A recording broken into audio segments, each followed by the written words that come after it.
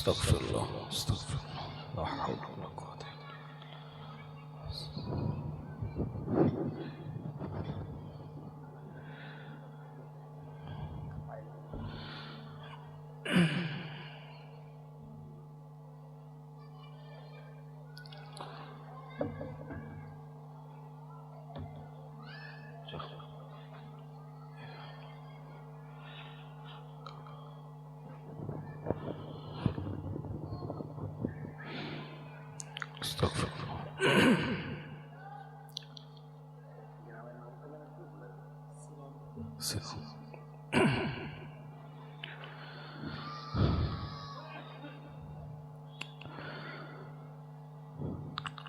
আসসালামু আলাইকুম ওয়া রাহমাতুল্লাহি ওয়া বারাকাতুহু। বেসটা একটু কম, বেস আর কিছু হাত দিবেন। মহান আল্লাহ রাব্বুল আলামিনের দরবারে লাখো কোটি শুকরিয়া। প্রতি বছরের ন্যায় এবছরেও অত্র এলাকার অর্থাৎ শ্রীরামনগর এই এলাকার প্রত্যেকটা মানুষের আবেগ, ভালোবাসা, মোহাব্বত এই ওয়াজ মাহফিল ইসালে সাহেবের প্রতি কিছু মানুষ বিশেষ উদ্যোগ নিয়ে দুনিয়ার সবথেকে উৎকৃষ্টতম জায়গা রিয়াজুল জান্নাহ, জান্নাতের টুকরা, এই সুন্দর পরিবেশ আল্লাহ পাক করার তৌফিক দিয়েছেন। এজন্য শুকরিয়া তার বলি আলহামদুলিল্লাহ। গুনাহগার এসেছি আপনাদের খেদমতে দোয়া নেওয়ার উদ্দেশ্যে দুই একটা আলোচনা করে বিদায় নেব। আশেপাশে যারা আছেন ইতি বিক্ষিপ্ত অবস্থায় যারা ঘোরাফেরা করছেন, মাইকের আওয়াজ যতদূর পর্যন্ত পৌঁছাচ্ছে সকলে মাহফিলের মধ্যে চলে আসেন। সুন্দর পরিবেশটাকে নিজ দায়িত্ব মনে করে একটু সুন্দরতর বানিয়ে নেন। এই মোতাবারক জায়গায়, মর্যাদাপূর্ণ জায়গায় নিজেকে এখানে আনাটাই একটা বড় গুরুত্ব। এখানে বসে তাসবিহ পড়া, এখানে বসে তাসবিহ শোনা, এর মধ্যেও আল্লাহ পাক নিয়ামত জড়িয়ে রেখেছেন। তাই অনুরোধ রাখি, অযথা রাস্তাঘাটে ঘোরাঘুরি না করে, ইতি বিক্ষিপ্ত অবস্থায় হাঁটাচলা না করে, বাড়িতে বসে না থেকে সকলে মাজলিসের মধ্যে চলে আসেন, মাহফিলের মধ্যে এসে বসে যান। মাশাআল্লাহ, আমার পূর্বে আলোচনা রাখছিলেন আমাদের কাছের মানুষ, ভালোবাসার মানুষ, দীর্ঘদিন তার সাথে আমাদের একটা পারিবারিক সম্পর্কের মতন সম্পর্ক জড়িয়ে আছে। আমার মেজো চাচাজান হুজুর পীর কেবলার একনিষ্ঠ কাছের মানুষ আমাদের হযরত মাওলানা মুহাম্মদ আব্দুল হাফিজ আনসারী সাহেব, যিনি বর্তমানে আমাদের দক্ষিণখান শরীফ সংলগ্ন যে মাদ্রাসা আছে দোক ইসলামনগর নসরুল উলুম সিদ্দিকিয়া সিনিয়র মাদ্রাসার সুপারিনটেন্ডেন্ট দায়িত্ব পালন করেন। তিনি ভাই এসেছিলেন, আলোচনাও কিছু করেছেন। আল্লাহ তাআলা শরীরকে শেফায়ে আজেলা কামেলা নসিব করেন, জোরে বলেন আমিন। আল্লাহ সুস্থতার সাথে হায়াতকে দারাজ করেন, জোরে বলেন আমিন। অনুরোধ রাখি সকলে মাজলিসের মধ্যে চলে আসেন। কিছু সময় আপনাদের খেদমতে দোয়া নেওয়ার উদ্দেশ্যে দুই একটা কথা বলবো, তারপরে আমার পীরজাদা ভাই আসবেন, আলোচনা করবেন, আখিরে মোনাজাত করবেন ইনশাআল্লাহ। সকলে মাহফিলে চলে আসেন, মাজলিসের মধ্যে এসে বসেন। ইন্নাল হামদুলিল্লাহ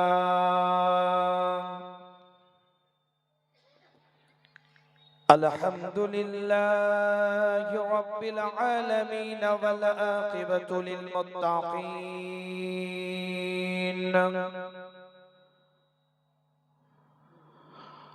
والصلاة والسلام على رسوله وعلى آله وأصحابه أجمعين.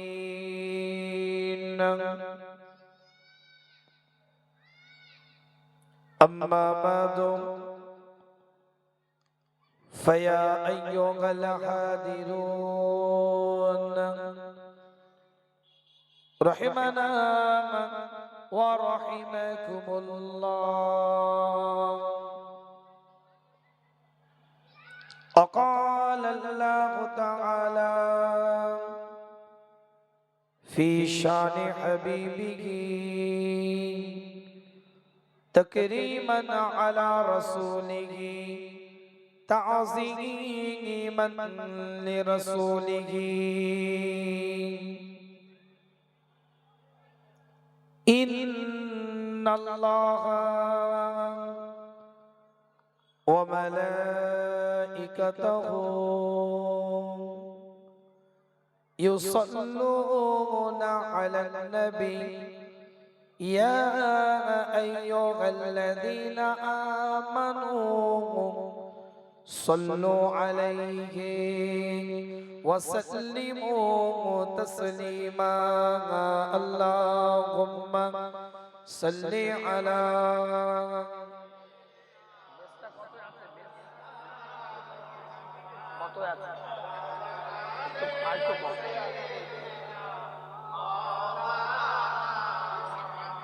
सीना है मदीना सीने में है सीना है मदीना सीने में है ऐ शक्ल ख्याली रोज़े की रोज़ा है अमानत उम्मत की उम्मत है मतवारा रोज़ा की अल्लाहुम्मा सल्ली अला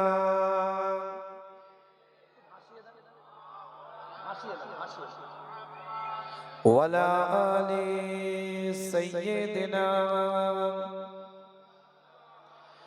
ऐ गुंबद खिज़रा तूरे नजर ऐ गुंबद खिज़रा तूरे नजर आँखों में जाली रोज़ा की रोज़ा है अमानत उम्मत की उम्मत है मतवारा रोज़ा की अल्लाहुम्मा सल्ली अला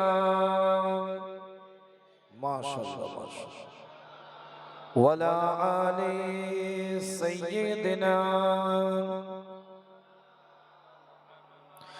तौहीद की अमानत सीनों में है हमारी आसानी मिटाना नामो निशा हमारा तैगों के साए में हम पल कर जवा हुए हैं तैगों के साए में हम पल कर जवा हुए हैं खंजर हिलाल का है कौमी निशा हमारा खंजर हिलाल का है कौमी निशा हमारा मगरिब की वादियों में गूंजी अज़ा हमारी मगरिब की वादियों में गूंजी अज़ा हमारी थमथा न था किसी से सहले रवा हमारा थमथा न था किसी से सहले रवा हमारा मगरिब की वादियों में गूंजी अज़ा हमारी थमता न था किसी से सहले रवा हमारा दुनिया के बुतकनों में ओ पहला घर खुदा का दुनिया के बुतकनों में ओ पहला घर खुदा का हम उसके पास बाग़े ओ पास बा हमारा अल्लाहुम्मा सल्ली अला जोरे जोरे पढ़े वला आली सय्यिदिना একটু জিকির করেন লা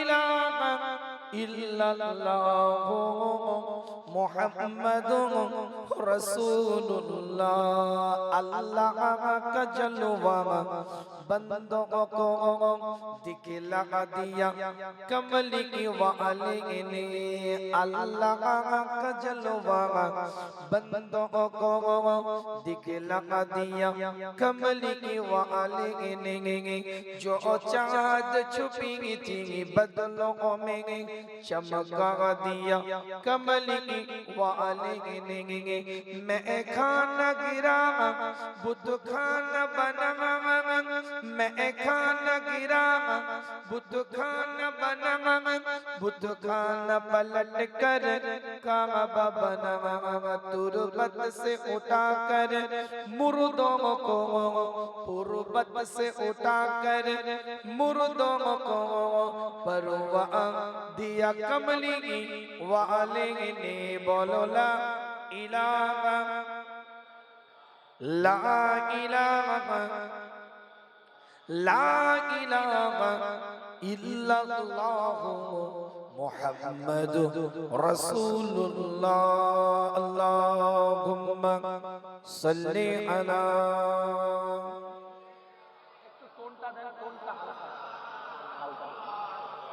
টোনটা একটু বল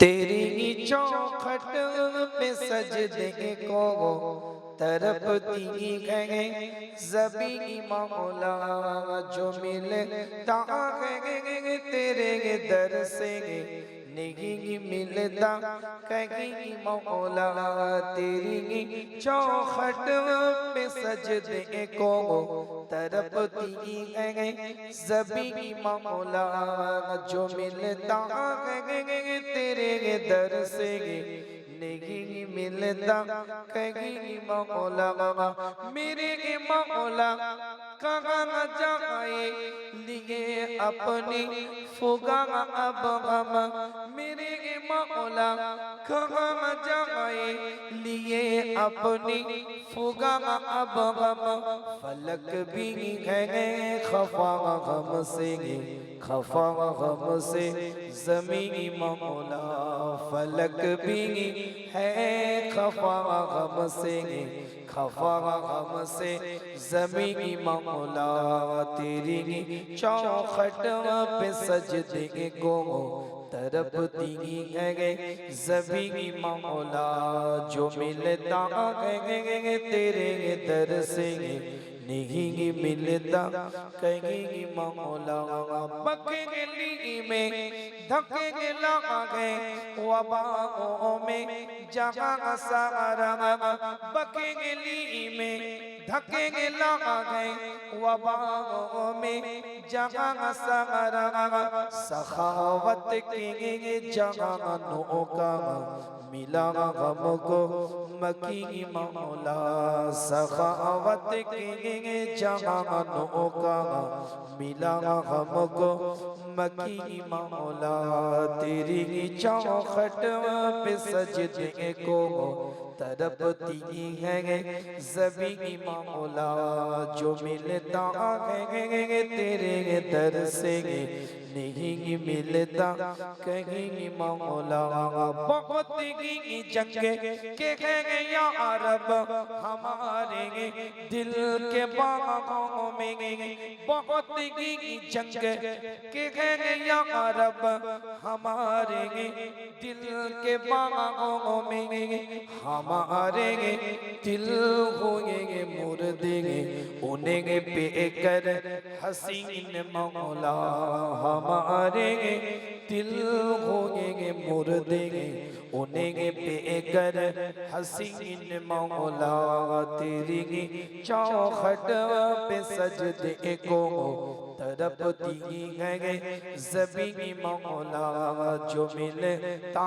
है तेरे दर से नहीं मिलता कहीं मौला चमन को तो बचा मौला ज़माने की ज़फ़ाओं से चमन को तो बचा मौला जमाने की ज़फ़ाओं से वफ़ा वालों से अनवर को तू कर देंगे हम नशी मौला वफ़ा वालों से अनवर को तू कर देंगे हम नशी मौला तेरी चौखट पे सजदे को तरपती है ज़बी मौला जो मिलता है तेरे दर से नहीं मिलता कहीं मौला अल्लाहुम्मा सल्ली अला माशाअल्लाह वला आली सय्यिदना।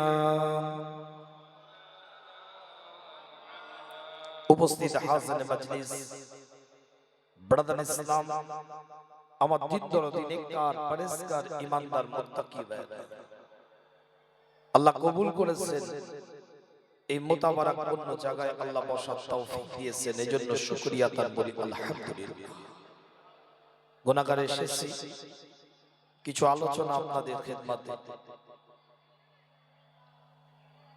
আল্লাহ পাক কোরআনের মধ্যে জানিয়ে দেয় সূরার নাম সূরাতুল বাকারা দ্বিতীয় নাম্বার সূরা 183 নম্বর আয়াতের মধ্যে আল্লাহ বলছেন ইয়া আইয়ুহাল্লাযীনা আমানু কুতিবা আলাইকুমুস সিয়াম কামা কুতিবা আলাল্লাযীনা মিন ক্বাবলিকুম লাআল্লাকুম তাত্তাকুন।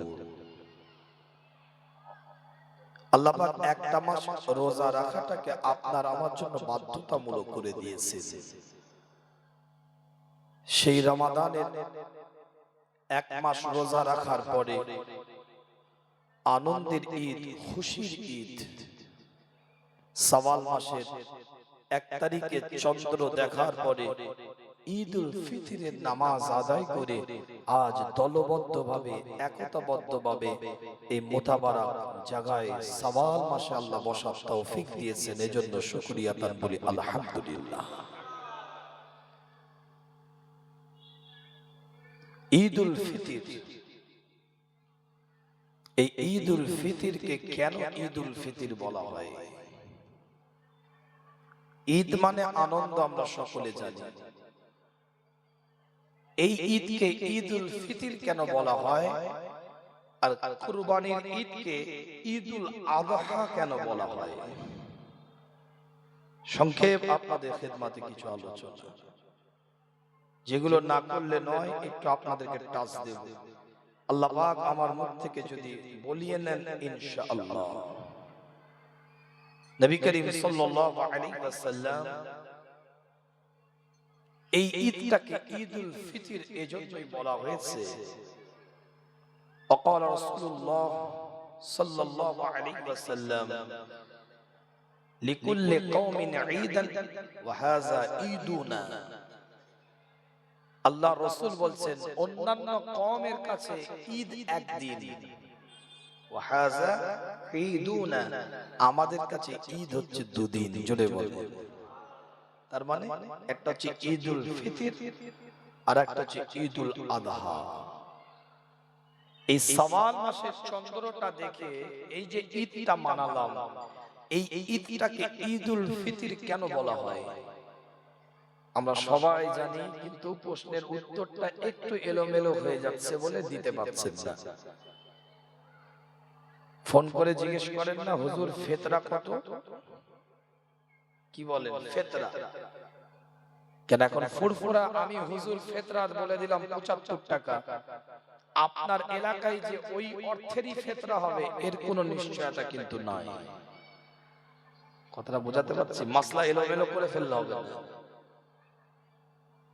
আমার ফুরফুরা শরীফ আমার এলাকায় খোলা বাজারের গমের দাম, জবের দাম, খাজুরের দাম যে রেট অনুযায়ী হবে আমার কাছে সেটা 75-70 হতে পারে, আপনার এখানে 65 হতে পারে, 85 হতে পারে, 80 হতে পারে। আমার ফেসবুকে দেওয়াতে আপনার ফিতরা দিলে ফিতরা আদায় হবে না। আপনার এলাকার রেটটাকে যাচাই করে আপনাকে মাথা পিছু ফিতরা দিতে হবে। যে ঈদের মধ্যে ফিতরা আছে সেই ঈদকে ঈদুল ফিতর বলা হয়। যে ফিতরা দিচ্ছেন মাথা পিছু কত 75 করে দিয়েছেন, মাথা পিছু 75, 80, 70 কেউ দিয়েছে। যে ঈদে ফিতরা আছে এই ঈদকে ঈদুল ফিতর বলা হয়। আর যে ঈদের মধ্যে যাওয়া আছে,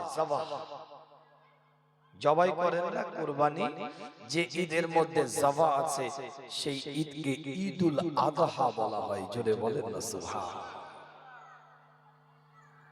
তাহলে আমরা যে ঈদটা কিছুদিন আগে অতিক্রম করে এসেছি সেই ঈদটা হচ্ছে ঈদুল ফিতর। ওই ঈদের দিনটা আমাদের জন্য ঈদের দিন ছিল। আর আজকে আপনি আমি যেখানে বসে বসে আমিন আমিন করছি, আজকে আপনার আমার কবরবাসীদের জন্য ঈদের দিন। কথাটা মনে হয় বুঝতে পারেন। আপনি সেদিন আনন্দ করেছিলেন বাচ্চাদেরকে নিয়ে, খুশি বানিয়েছিলেন পরিবারকে নিয়ে, ওটা আপনার ঈদের দিন। আর আজ যে দলবদ্ধ ভাবে আল্লাহর কাছে দুটো হাত তুলে আমিন আমিন করছেন, তাসবিহ পড়ছেন, এত সুন্দর একটা পরিবেশ করেছেন, কোরআনের কথা, শরীয়তের কথা, দ্বীনের কথা, ইসলামের কথা স্পষ্ট আজকে আপনার আমার পূর্বপুরুষ যারা অন্ধকার কবরে ঘুমিয়ে আছে তাদের জন্য আজকে ঈদের দিন। এই যে সুবহানাল্লাহ, ওটাও তাদের সওয়াব বখশিশ। কি কথাটা বোঝাতে পারলাম না? কত বড় নিয়ামত চিন্তা করে আল্লাহ নবী আল্লাহ রাসূল সাহাবে کرام হুজুরদের সাথে আলাপ আলোচনা করতে থাকে, সাহাবে کرام হুজুরদের সাথে কথাবার্তা বলতে থাকে। এক একটা কোরআনের আয়াতকে আল্লাহ পাক রাসূলুল্লাহর উপরে নাযিল করতে থাকে, এক একটা ইবারতকে আল্লাহ নবী আল্লাহ রাসূলের উপরে নাযিল হতে থাকে। আল্লাহ পাক কোরআন দিয়ে জানিয়ে দেয়, পরিষ্কার করে লেখা আছে, ফামান কানা মারিদা আও আলা সাফারিন فعدة من أيام أخر وعلى الذين يطيقونه فدية طعام مسكين فمن تطوع خيرا فهو خير له وأن تصيمه خيرا لكم إن كنتم تعلمون।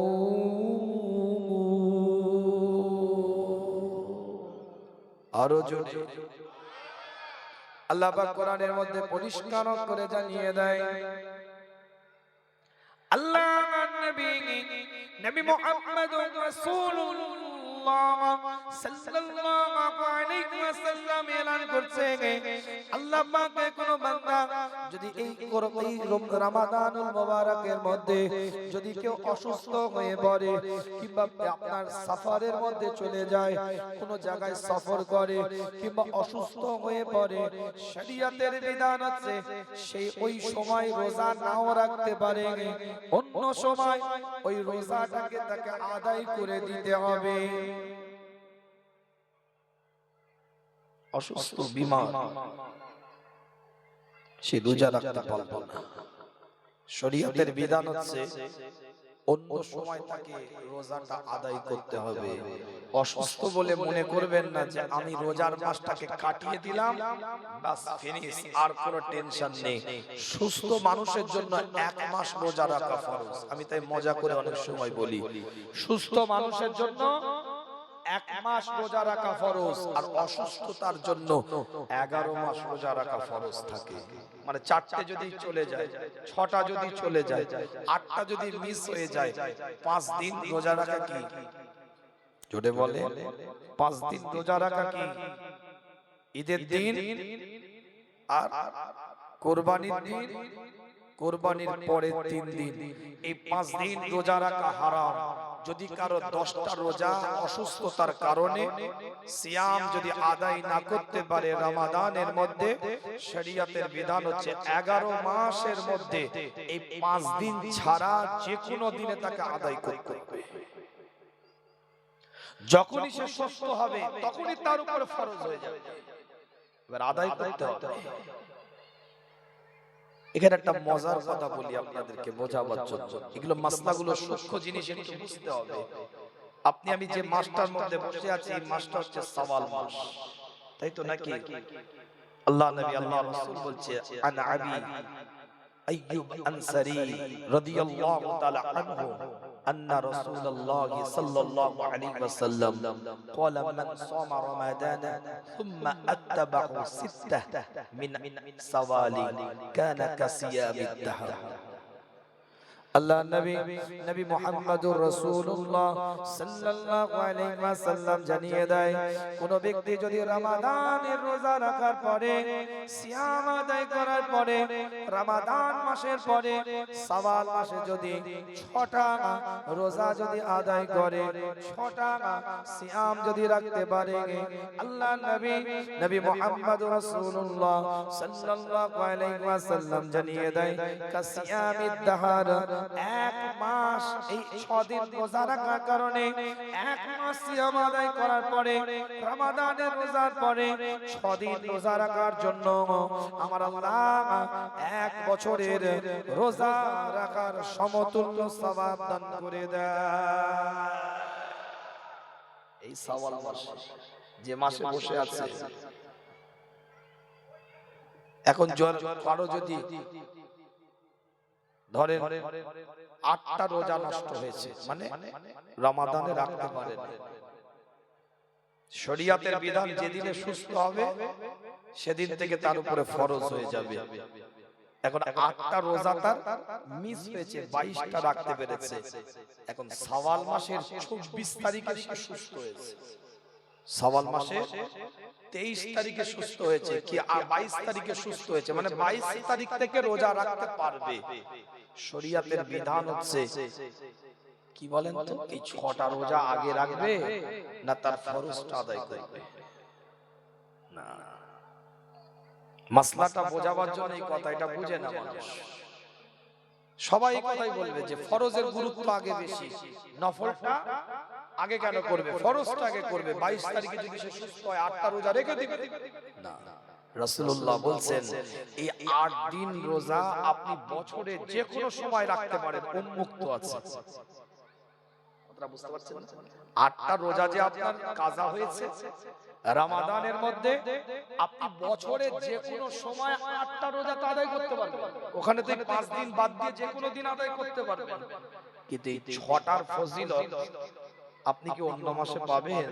আল্লাহ রাসূল বলছেন সওয়ালে 6টা নফল রেখে দাও, আল্লাহর দরবারে ওই ফজিলতের হকদার তুমি হয়ে যাবে। জোরে বলে তারপরে 8টা রোজা পরে রাখবে। জোরে বলেন সুবহানাল্লাহ।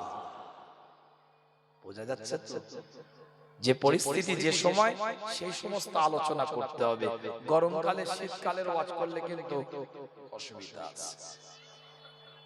নবী মুহাম্মদুর রাসূলুল্লাহ সাল্লাল্লাহু আলাইহি ওয়াসাল্লামের ইন্তেকালের পরে 2.5 বছর রাজত্ব করেছিলেন হযরতে আবু বকর সিদ্দিক রাদিয়াল্লাহু তাআলা আনহু। আল্লাহর নবী আল্লাহর রাসূলের প্রথম খলিফা সিদ্দিক আকবর রাদিয়াল্লাহু তাআলা ইন্তেকালের পরে প্রায় 10.5 বছর রাজত্ব করেছিলেন হযরতে ওমর ইবনে খাত্তাব রাদিয়াল্লাহু তাআলা আনহু। হযরতে ওমর খলিফাতুল মুসলিমিন আমিরুল মুমিনিন গোটা পৃথিবীর অর্ধাংশ পরিচালনা করে। কিতাবের riwayatের মধ্যে পাওয়া যায় আল্লাহর নবী আল্লাহ রাসূলের সাহাবা হযরত ওমর ইবনে খাত্তাব মসজিদে নববীর মধ্যে রাসূলুল্লাহর মাজার আকদাসের পাশে মসজিদে নববীর মধ্যে হুজুরের মিম্বারে দাঁড়িয়ে ঈদের দিনে ঈদুল ফিতরের দিনে সকাল বেলায় 2 রাকাত নামাজ আদায় করলেন, রুকু করলেন, তাসবিহ বললেন, সালামটা ফিরিয়ে দিলেন, মিম্বারে দাঁড়িয়ে খুতবা প্রদান করতে আরম্ভ করে দিলেন। আল্লাহর নবী নবী মুহাম্মদুর রাসূলুল্লাহ সাল্লাল্লাহু আলাইহি ওয়াসাল্লামের সাহাবা ওমর ইবনে খাত্তাব রাসূলুল্লাহর বারগাহে দাঁড়িয়ে রাসূলুল্লাহর মিম্বারটায় দাঁড়িয়ে হুজুরের মসজিদে নববীর মধ্যে খুতবা দিয়ে ওই মিম্বারের মধ্যে বসে গেলেন। ঈদের দিনে গোটা মসজিদে নববীর আনন্দ, ঈদের দিনে গোটা মসজিদে নববীর সাহাবারা আনন্দিত, ঈদের দিনে গোটা মসজিদে নববীর মধ্যে ছোট ছোট বাচ্চারা আনন্দিত। কিন্তু ওমর ইবনে খাত্তাবের চোখ দিয়ে পানির টোশাটা গড়িয়ে যাচ্ছে, অজর রোনাজারি করতে থাকে। পরিবারের সবাই এসে উমর ইবনুল খাত্তাবকে জিজ্ঞাসা করতে থাকে, আপনি কেন রোনাজারি করেন? আপনার চোখে কেন পানি? আপনি কেন কান্নাকাটি করেন? আজ তো আনন্দের দিন, আজ তো খুশির দিন। এক মাস সিয়াম পালন করার পরে আজ ঈদুল ফিতরের ইমামতির দায়িত্ব পালন করে আপনি মেম্বারে রাসূলে আপনি বসে আছেন, আজ তো আপনি আনন্দ করবেন, আজ আপনার চোখে পানি কেন? হাদিস বলছি, কোন চটি কিতাবের গল্প বলছি না। আজকে কাঞ্চন আল্লাহ নবী মুহাম্মদুর রাসূলুল্লাহ সাল্লাল্লাহু আলাইহি ওয়াসাল্লামের সাহাবা হযরত ওমর ইবনে খাত্তাব রাদিয়াল্লাহু তাআলা আনহু পরিবারের সবারই দিকে লক্ষ্য করে বলে, আমার মন আমাকে প্রশ্ন করে, আমার মন আমাকে জিজ্ঞাসা করে, ওমর তুমি ঈদের নামাজ পড়লে, তুমি খুতবা দিলে, মিম্বারে রাসূলের মধ্যে বসে তুমি আজকে দাঁড়িয়ে আছো এখানে এই অবস্থাতে। ওমর ইবনে খাত্তাব বলতে থাকে, আমার মন আমাকে জিজ্ঞাসা করে, ওমর তোমার এক মাসের রোজা কি আল্লাহ কবুল করে নিয়েছে? ওমর তোমার এক মাসের তারাবি কি আল্লাহ পাক কবুল করে নিয়েছে? ওমর তোমার এক মাসের তাসবিহ কিয়ামুল লাইল তেলাওয়াতে কোরআন আল্লাহর দরবারে সাহরি ইফতারটা কবুল হয়ে গিয়েছে? এই প্রশ্ন আমার মন আমাকে করতে থাকে, কিন্তু আমার মনের এই প্রশ্নের উত্তর আমি দিতে পারছি না। আমার মনের এই প্রশ্নের কথাটা আমি উত্তরটা দিতে পারছি না। আমি তো জানি না যে আমার রোজা কবুল হয়েছে কিনা, আমার তারাবিহ কবুল হয়েছে কিনা, আমার কিয়ামুল লাইল কবুল হয়েছে কিনা, আমার জিকির আজকার ফিকির মুরাকাবা কবুল হয়েছে কিনা। আমার মন আমি ওমরকে বারবার বলছে, ওমর কি ব্যাপার, তুমি যে আনন্দ করবে, তোমার ঈদকে ঈদের দিনে খুশি মানাবে, তোমার কি নামাজ কবুল হয়েছে এই গ্যারান্টি তুমি দিতে পারবে? তুমি যে ঈদের দিনে আনন্দ করবে, তোমার রোজা যে এক মাস কবুল হয়েছে এই গ্যারান্টি কি তুমি দিতে পারবে? আমার মন আমাকে জিজ্ঞাসা করে, আমার মন আমাকে আওয়াজ দিয়ে প্রশ্ন করে, আমি কোনো প্রশ্নের উত্তর দিতে পারছি না। আমি ওমরের চোখ দিয়ে পানির টোসা গড়িয়ে যায়। সেদিন ওমর ইবনে খাত্তাব মসজিদে নববী মিম্বারটায় দাঁড়িয়ে আওয়াজ দিয়ে বলেছিল, পরিবারের সকল লোকের দিকে তাকিয়ে, আজ ঈদ তারাই মানাবে যাদের রোজা আল্লাহ পাক কবুল করে নিয়েছে।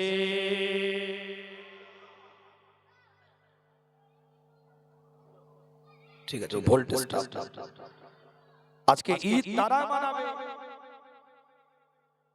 বক্সটা ঠিক করেন, বক্স বন্ধ। যাদের রোজাকে আল্লাহ পাক কবুল করেছে,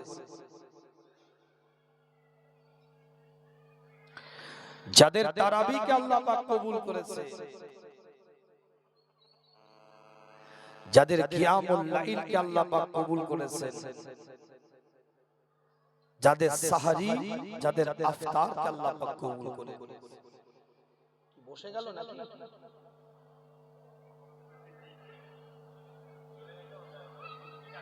উড়ে গেল?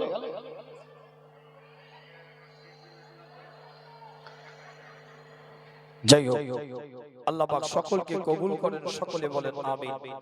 আরো জোরে বলা যাবে আমিন? শুনতে পাচ্ছেন আপনারা? শোনা যাচ্ছে পিছনের দিকে? আল্লাহ পাক কবুল করেন, আল্লাহ পাক নিয়ামত দান করেন, আল্লাহ পাক মর্যাদার অধিকারী বানিয়ে দেন। জোরে বলেন আমিন। আরো জোরে বলেন আমিন। আরো আওয়াজ দিয়ে বলেন আমিন। কথাটা কি বলছে বুঝতে পারছেন? হাদিস বললাম, কোন চটি কিতাবের গল্প নয়। নবী মুহাম্মদুর রাসূলুল্লাহ সাল্লাল্লাহু আলাইহি ওয়াসাল্লাম সাহাবে کرام হুজুরদের সাথে আলোচনা করতে থাকে। রাসূলুল্লাহ সাল্লাল্লাহু আলাইহি ওয়াসাল্লাম এলান করে দেয়, আল্লাহ নবী আল্লাহ রাসূলের সাহাবা হযরত আনাস থেকে হাদিসটা riwayat আন আনাস রাদিয়াল্লাহু তাআলা আনহু قال كان رسول الله صلى الله عليه وسلم لا يخرج يوم الفطر হাত্তা ইয়াকুলা তামারাতি ইয়াকুলুহুন্না ইতরা। আল্লাহ নবী মুহাম্মদুর রাসূলুল্লাহ সাল্লাল্লাহু আলাইহি ওয়াসাল্লাম এই ঈদুল ফিতরের দিনে কোশ্চিন কালেও তিনি বের হতেন না। লা ইয়াখরুজু ইয়াউমাল ফিতরি, ওই ঈদুল ফিতরের দিনে রাসূলুল্লাহ বের হতেন না। কিভাবে, কেন? হাত্তা ইয়াকুলু তামরাতি, যতক্ষণ পর্যন্ত তিনি খাজুর গালের মধ্যে না দিতেন ততক্ষণ পর্যন্ত ওই মসজিদের দিকে ঈদুল ফিতরের নামাজের জন্য আগাতেন না। আর যতক্ষণ পর্যন্ত গায়ের মধ্যে সুগন্ধ না লাগাতেন হুজুর ঈদুল ফিতরের নামাজের দিকে আগাতেন না। জোরে বলে, আরো জোরে বলে।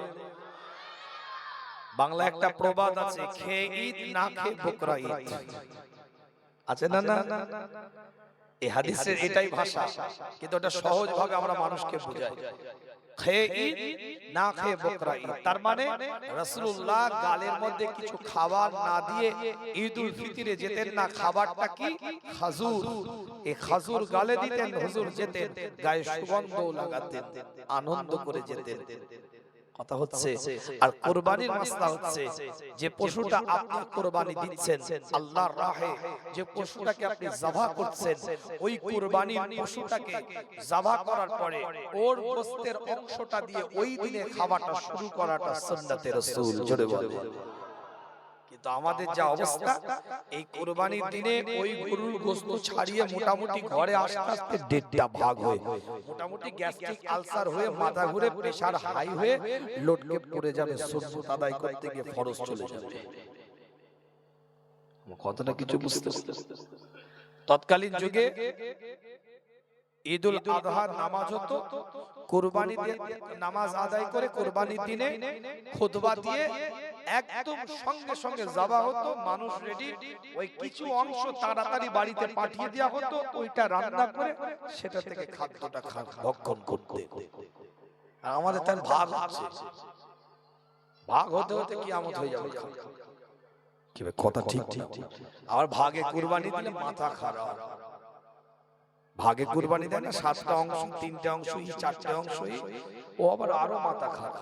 তো যাই হোক, কথা বলছিলাম আজকে কুরবানির আলোচনা নয়, কিন্তু প্রসঙ্গক্রমে কথাটা বললাম এজন্যই, খেয়ে ঈদ না খেয়ে বকরা ঈদ, দুটো সুন্নাত। এটাই খেয়ে ঈদগাহে যেতে হবে, ওটা না খেয়ে ঈদগাহে যেতে হবে। এটা সুন্নাতটা বোঝাবার জন্য কথাটা বললাম। আল্লাহ নবী মুহাম্মদুর রাসূলুল্লাহ সাল্লাল্লাহু আলাইহি ওয়াসাল্লাম সাহাবায়ে হুজুরদেরকে নিয়ে বসে আছে। হুজুরও ঈদ মানিয়েছে, হুজুরও ঈদুল ফিতর মানিয়েছে, মাকাম আল্লাহ পাক দিয়েছে, মর্যাদা আল্লাহ পাক দিয়েছে। রাস্তা দিয়ে হেঁটে হেঁটে যাচ্ছে। আল্লাহ নবী আল্লাহ রাসূলের সুন্নাত হচ্ছে মানুষের কাপড়ের দিকে তাকাও। ঈদের দিনে যখন ঈদগাহে যাবে, এক রাস্তা দিয়ে যাবে আর এক রাস্তা দিয়ে ফিরে আসবে, তালবিয়া পাঠ করতে থাকবে। মানে আপনার কি বলে, ওই তেলাওয়াত করতে করতে যাবে, আল্লাহু আকবার, আল্লাহু আকবার, লা ইলাহা ইল্লাল্লাহ, আল্লাহু আকবার, আল্লাহু আকবার, ওয়ালিল্লাহিল হামদ। এইটা পড়তে পড়তে যাবে এক রাস্তা দিয়ে, আসবে যখন আরেক রাস্তা দিয়ে। যত বেশি ঈদের সালাম বিনিময় করবে, তত বেশি তোমরা দোয়া পেতে থাকবে। জোরে বলে, আরো জোরে বলে। এই ঈদগাহে জমিনে যাওয়ার পদ্ধতি রাসূলুল্লাহ সুন্নাত দিয়েছে। ঈদগাহে জমিনে যাওয়ার পদ্ধতি হুজুর আকরাম সাল্লাল্লাহু আলাইহি ওয়াসাল্লাম জানিয়ে দিয়েছেন। কিতাবের riwayat-এর মধ্যে পাওয়া যায়, আল্লাহর নবী বলেন ঈদগাহে যখন যাবে তখন সবারই বাচ্চাদের কাপড়গুলো দেখবে, সবারই কাপড়গুলো দেখবে, সবারই পোশাকের দিকে একটু নজর করবে। কারণ কিসের জন্য? আমরা তো দেখি, কিন্তু কেন দেখি? যে ওর থেকে আমারটা দামি। আমরা দেখি কাউকে নেগলেক্ট করার জন্য, কাউকে হেয় প্রতিপন্ন করার জন্য, তাদের থেকে আমি উত্তম এটা প্রমাণ করার জন্য, তাদের থেকে আমারটা ভালো এটা বোঝাবার জন্য, আমি কি ওদের থেকে দামি পোশাক পরিধান করতে পেরেছি কিনা এটা উল্লেখযোগ্য বিষয়, তাই আমরা সেটাকে দেখার চেষ্টা করি। কিন্তু রাসূলুল্লাহ বলছেন তাদের কাপড়ের দিকে তোমরা তাকাবে, কারণ তাদের কাপড় যদি নোংরা থাকে, তাদের কাপড় পোশাক যদি নতুনত্ব না থাকে, তাদের কাপড়ের দিকে তাকিয়ে যদি দেখো যে তাদের পরিষ্কার পরিচ্ছন্ন কাপড় নাই, তোমার যদি সামর্থ্য থাকে, তুমি যদি পারো তাদের বাড়িতে পৌঁছে দাও। তুমিও যেমন তোমার পরিবারকে নিয়ে আনন্দ করে ঈদ করছো, তোমার কাপড়টা পেয়ে তার পরিবারকে নিয়ে আনন্দ করে ঈদ মানাবে। জোরে বলে ঠিক হবে না? মেশিন আসে না? কত দূরে? অন্য মেশিনে জুড়ে দেওয়া যাবে না? ইকো না, আপনার বক্সটা অন্য মেশিনে জুড়ে দেওয়া যাবে না? লোড নিতে পারবে না? অন্য মেশিনে জুড়ে দিয়ে লোড নিতে পারবে না বক্সটা? আচ্ছা আচ্ছা তাহলে ঠিক আছে, তাড়াতাড়ি আসতে বলে, আল্লাহ পাক কবুল করেন। মাইক ডিস্টার্ব করলে তো, মাইক মাশাআল্লাহ আপনার খুব ভালো মাইক, কিন্তু এখন যেটা হয়ে গিয়েছে যান্ত্রিক বিষয়, কিছু করার নেই। চেষ্টা করেন একটু তাড়াতাড়ি, ভালো হবে। আল্লাহ পাক সকলকে কবুল করেন, সকলে বলেন আমিন, আরো জোরে বলেন আমিন। আল্লাহ পাক সকলকে নিয়ামতের দ্বারাই পরিপূর্ণ করেন, সকলে বলেন আমিন। আমার আলোচনা কি অসুবিধা হচ্ছে আপনাদের? সমস্যা হচ্ছে নাকি? আলোচনা বোঝা যাচ্ছে তো? আল্লাহ নবী মুহাম্মদ রাসূলুল্লাহ সাল্লাল্লাহু আলাইহি ওয়াসাল্লামের সাহাবা হযরত ওমর ইবনে খাত্তাব রাষ্ট্রীয় প্রধান, সাম্রাজ্য পরিচালনা করে, গোটা পৃথিবীর অর্ধাংশ পরিচালনা করে। ওমর ইবনে খাত্তাব পরিবারের সাথে ঈদ মানাবে, ঈদের রাত্রিতে সব কার্যক্রম করে পরিবারের কাছে গিয়েছে, পরিবারের সাথে ঈদ মানাবে। সকালবেলা ঈদুল ফিতরের নামাজ ওমর ইবনে খাত্তাব পরিবারের সাথে গিয়ে কথাবার্তা বলছে। স্ত্রী ওমর ইবনে খাত্তাবের দিকে তাকিয়ে বলে, ওমর ইবনে খাত্তাবের দিকে লক্ষ্য করে বলে, আমিরুল মুমিনিন, আজ আপনি গোটা পৃথিবীর অর্ধাংশের নেতৃত্ব দিচ্ছেন, সবারই বাড়িতে কম বেশি ঈদুল ফিতরের কাপড় হয়েছে, কিন্তু আপনার পরিবারের, আপনার বাচ্চাদের এখনো পর্যন্ত ঈদুল ফিতর এই আনন্দের দিনের একটা কাপড় তাদের এখনো আসে না।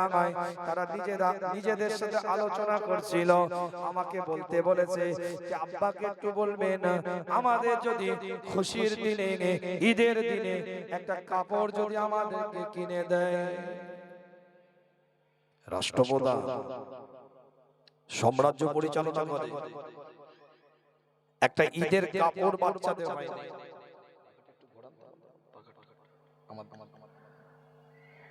একটা ঈদের কাপড় হয়নি। ওমর ইবনে খাত্তাব স্ত্রীর দিকে লক্ষ্য করে বলতে থাকে, আমার সেই সামর্থ্য নাই, তেমন অ্যাবিলিটি আমার নাই, সেই পরিমাণের অর্থ আমার কাছে উদ্বৃত্ত এখন নাই, যার দ্বারা আমি আমার পরিবারের বাচ্চাদের জন্য ঈদের কাপড়টা এনে দিতে পারি। হযরত ওমর ইবনে খাত্তাবের স্ত্রী ওমর ইবনে খাত্তাবের দিকে লক্ষ্য করে বলে, একটা ভালো পরামর্শ দিয়েছে, আপনি একটু যান আবু উবাইদা রাদিয়াল্লাহু তাআলা আনহুর কাছে। কে আবু উবাইদা? ওই সময় ওই পরিস্থিতিতে রাষ্ট্রীয় ব্যবস্থার মধ্যে যিনি ফাইন্যান্স মিনিস্টারের দায়িত্ব পালন করে, অর্থমন্ত্রীর দায়িত্ব পালন করছেন, তার নাম হচ্ছে আবু উবাইদা রাদিয়াল্লাহু তাআলা আনহু। তার কাছে গিয়ে আপনি একটু বলেন যে আপনাকে যেন এক মাসের অগ্রিম বেতনটা আগে দিয়ে দেয়।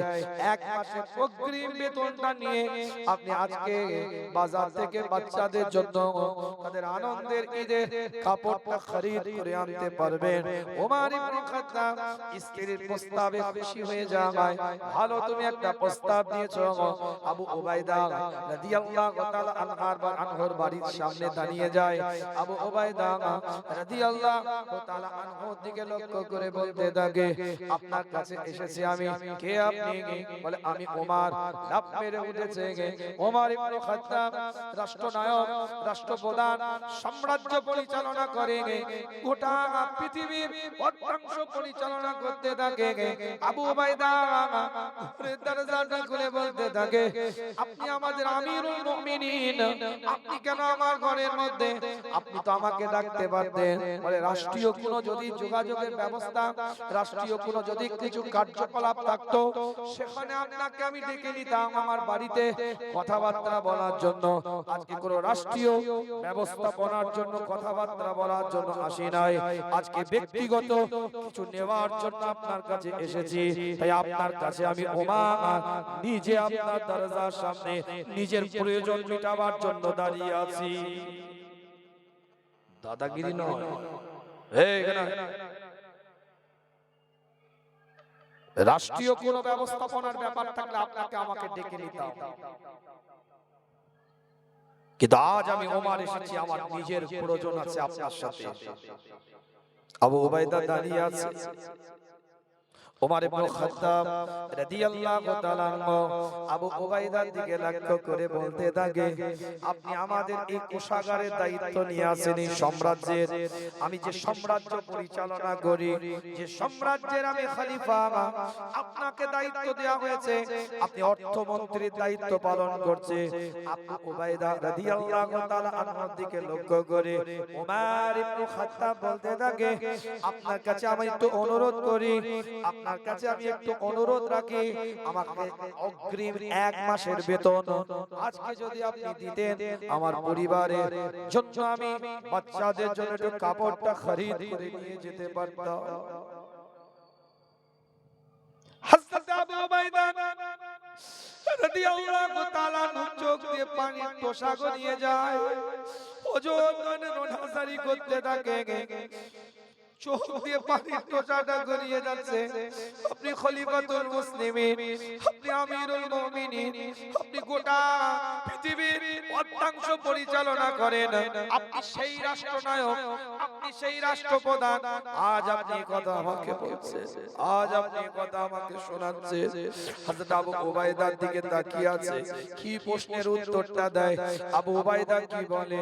হযরত আবু উবাইদা রাদিয়াল্লাহু তাআলা আনহু বলতে থাকে, আমি নিজে কানে শুনেছি রাসূলুল্লাহ বলেছেন, কাবার গিলাফটা ধরে আল্লাহ কোরআনের মধ্যে জানিয়ে দেয়, সূরার নাম সূরাতুল আল ইমরান, 3 নাম্বার সূরার 96 নাম্বার আয়াত, ইন্না আউওয়ালা বাইতি উদিয়া লিন-নাস লাল্লাযী বিমাক্কাতা মুবারাকাও ওয়া হুদাল লিল আলামিন।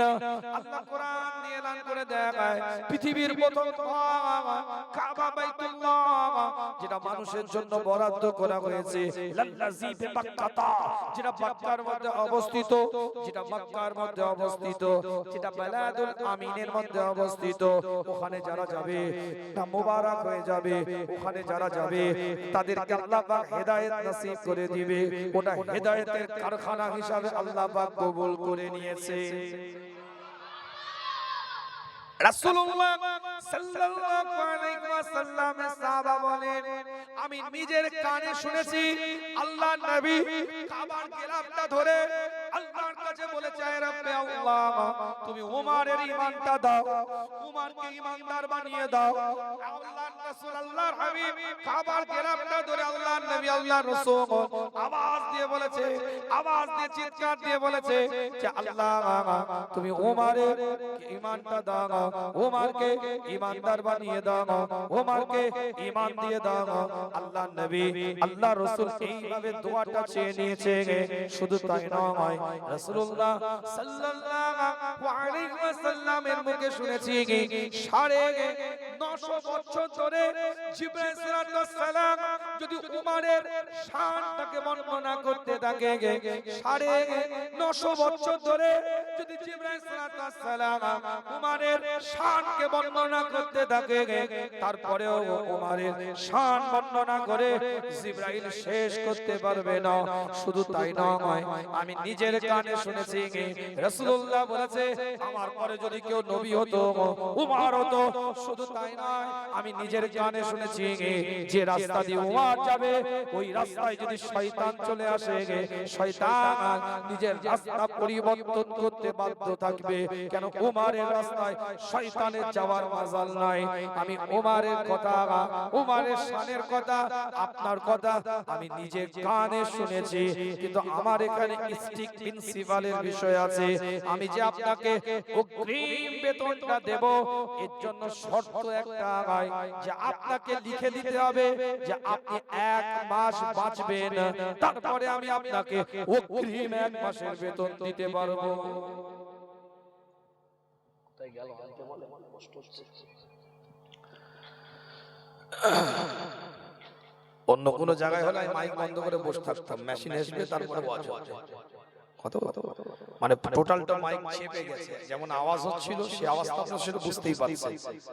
একটু কথা বলে 2 কিলোমিটার কত কোন লাগবে, 20 মিনিট হয়ে গেল, 20 মিনিট হয়ে গেছে। আল্লাহ পাক সকলকে কবুল করেন, সকলে বলেন আমিন। একটু জোরে বলা যাবে না আমিন? চিৎকার দিয়ে বলা যাবে না আমিন? যারা বাইরে আছেন কি ব্যাপার, ওখানে কি এক্সট্রা কিছু ফ্যাসিলিটি পাওয়া যাচ্ছে? যারা বাইরে আছেন ওখানে কি এক্সট্রা কিছু ফ্যাসিলিটি আছে? চিকেন চাপ, মাটন রেজালা বাড়ি থেকে কেউ দিয়ে যাচ্ছে কি? একটু ভিতরে আসেন না, জান্নাতের টুকরা একটু বসে। দুনিয়াতে জান্নাতে বসা অভ্যাস থাকলে হয়তো আল্লাহ এর ওসিলায় জান্নাতিও বানিয়ে দিতে পারে। কি ভাই কথা ঠিক না? দুনিয়ার জান্নাতে বসার যদি অভ্যাস থাকে, আখিরাতের পরেও আল্লাহ হয়তো জান্নাতের টুকরায় বানিয়ে দিতে পারে, নিয়ামতের দ্বারা পরিপূর্ণ করতে পারে। ভিতরে চলে আসেন ভাই, ভিতরে বসবেন তো কি আছে? যদি নিচে বসতে অসুবিধা হয় চেয়ারটা নিয়ে ঢুকে পড়ে, দেখতে ভালো লাগবে। একটা মাহফিল করেছেন, আপনাদেরই তো মাহফিল, আপনাদেরই তো জলসা, এটা আরো সুন্দর কি করে হয় আপনারাই তো চেষ্টা করবেন। কি ভাই কথা ঠিক না? আল্লাহ পাক কবুল করেন, নিয়ামতের দ্বারা পরিপূর্ণ করেন, সকলে বলেন আমিন। ওমর ইবনে খাত্তাবের প্রত্যেকটা সম্মান বর্ণনা করলেন, প্রত্যেকটা সম্মান বর্ণনা করে বলছে আপনাকে আমি সম্মান দিই, কিন্তু স্ট্রিক্ট প্রিন্সিপালের জায়গায় আমি কোশ্চিন কালেও আপনার হাতে অগ্রিম বেতনটা দেওয়ার আগে আপনাকে লিখে দিতে হবে যে আজকে আমি 1 মাস বেঁচে থাকবো, তারপরে অগ্রিম বেতন আপনার কাছে আমি দিতে পারবো। এটা ইসলাম, এটা দ্বীন, এটাই শরিয়ত, এটাই ইসলামের মানহাজ, এটাই শরিয়তের বিধান। অত সহজ নয়। সম্মান আপনার সম্মানের জায়গায়, রীতির বাইরে কোনো কথা বললে সেই জায়গায় যথাযথ জিনিস না পাওয়া পর্যন্ত, তথ্য না পর্যন্ত আমি আপনাকে দিতে পারি না। আচ্ছা ঠিক করে, ঠিক করে, চেঁচামেচি করে লাভ নেই, ঠিক করে, যান্ত্রিক বিষয় ঠিক করে। দুরূদ শরীফ আল্লাহুম্মা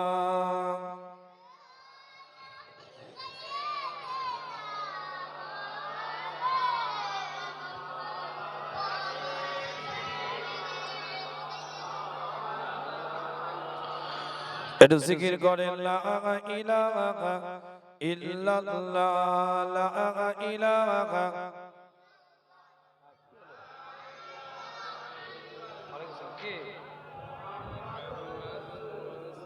ঠিক আছে পরে করবেন, এখন ফোন করছে, টাইম এসে ফোন করছে।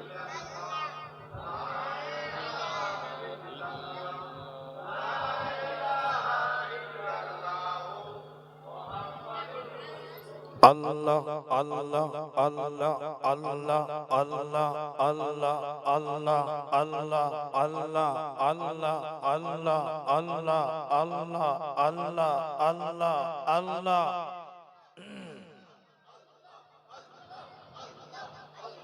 আল্লাহ আল্লাহ আল্লাহ আল্লাহ আল্লাহ আল্লাহ আল্লাহ আল্লাহ আল্লাহ আল্লাহ আল্লাহ আল্লাহ আল্লাহ।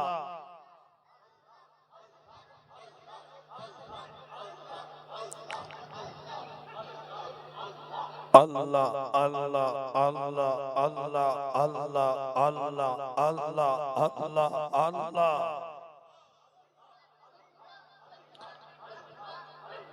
আল্লাহ হাজিরি আল্লাহ নাজিরি আল্লাহ মাই আল্লাহ হাজিরি আল্লাহ নাজিরি আল্লাহ মাই আল্লাহ হাজিরি আল্লাহ নাজিরি আল্লাহ মাই আল্লাহ হাজিরি আল্লাহ নাজিরি আল্লাহ মাই আল্লাহ হাজিরি আল্লাহ নাজিরি আল্লাহ মাই আল্লাহ হাজিরি আল্লাহ নাজিরি আল্লাহ মাই আল্লাহ হাজিরি আল্লাহ নাজিরি আল্লাহ মাই আল্লাহ আল্লাহ আল্লাহ আল্লাহ আল্লাহ আল্লাহ আল্লাহ আল্লাহ আল্লাহ আল্লাহ আল্লাহ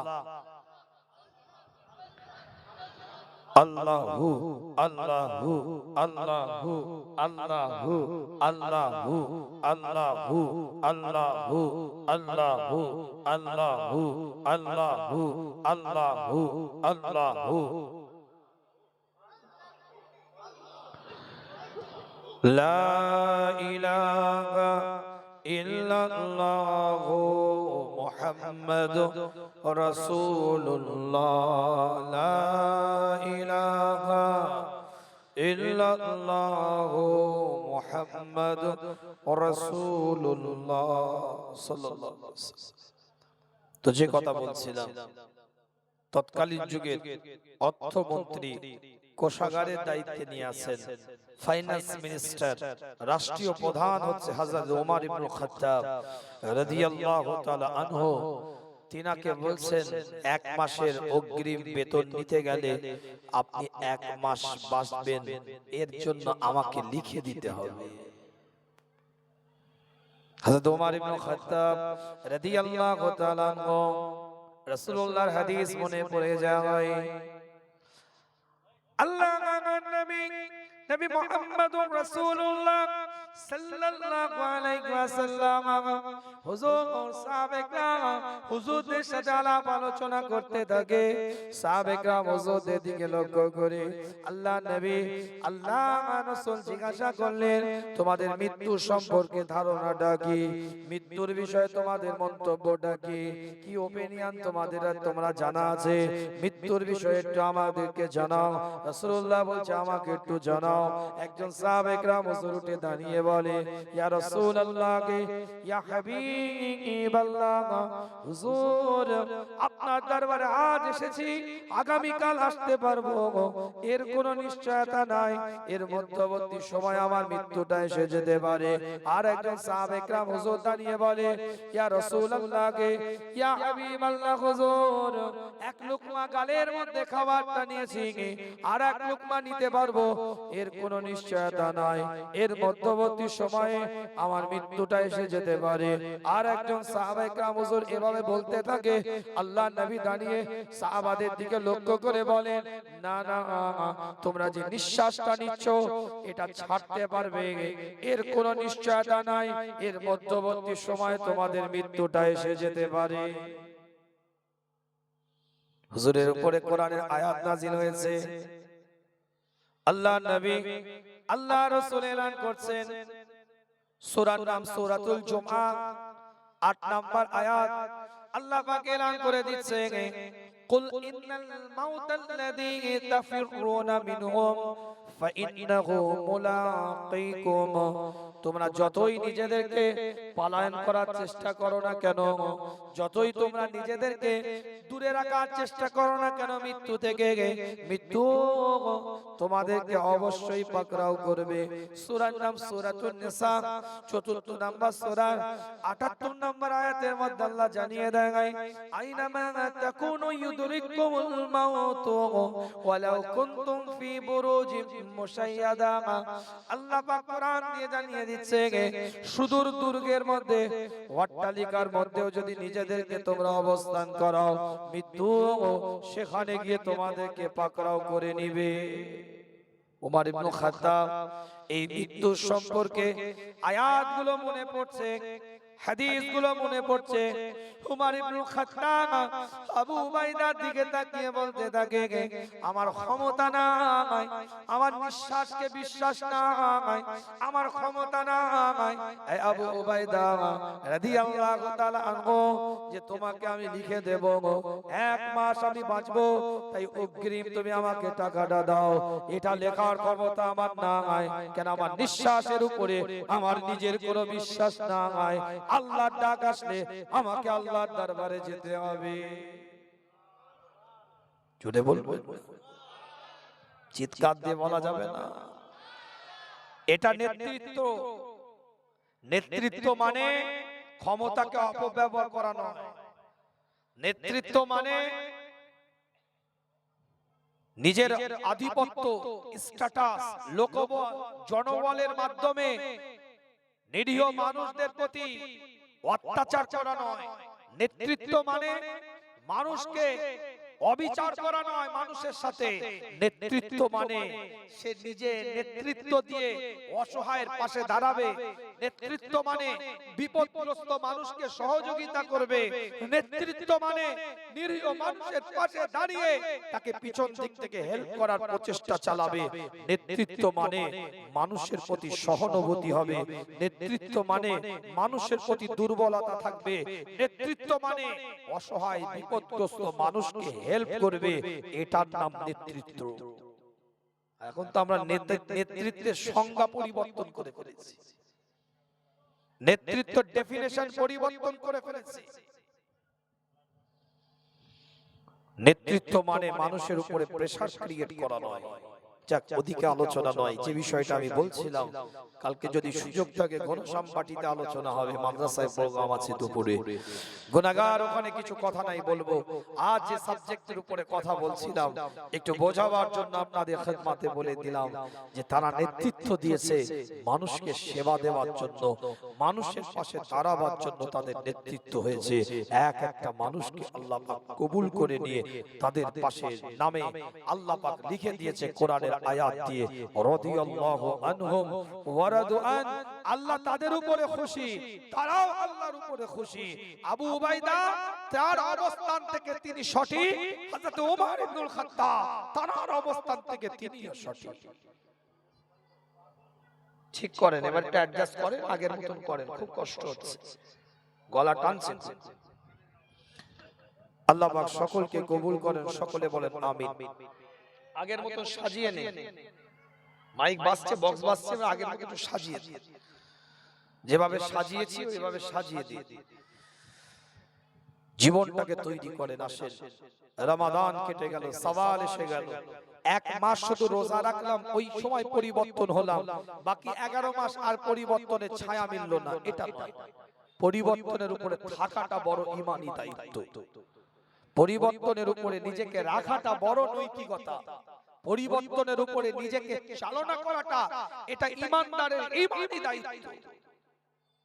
খালি পরিবর্তন হয়ে গেলাম, মাশাআল্লাহ ভালো জিনিস। যে রমাদান মাসে 1 মাস রোজা রেখেছেন, তারাবি 20 রাকাত নামাজ পড়েছেন, এশার ওয়াক্তে নফল, ওয়াজিব, সুন্নতে জায়েদা, মুআক্কেদা মিলিয়ে, ফরজ মিলিয়ে 17 রাকাত আলাদা নামাজ পড়েছেন, মোট 37 রাকাত। যে রমাদানের 1 মাস আপনি এশার ওয়াক্তে গিয়ে আদায় করলেন, ওই মানুষটা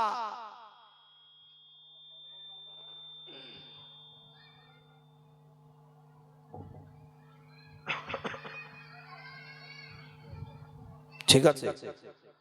একটু সাজিয়ে দেন, সাজানো নেই, একটু সাজিয়ে দেন। আল্লাহ পাক কবুল করেন, সকলে বলেন আমিন। জোরে বলা যাবে না আমিন? দরুদ শরীফ পড়েন, আল্লাহুম্মা সাল্লি আলা। যেমন সাজিয়েছিলাম ওরকম করে দেন, যেমন সাজিয়েছিলাম ওরকম করে দেন।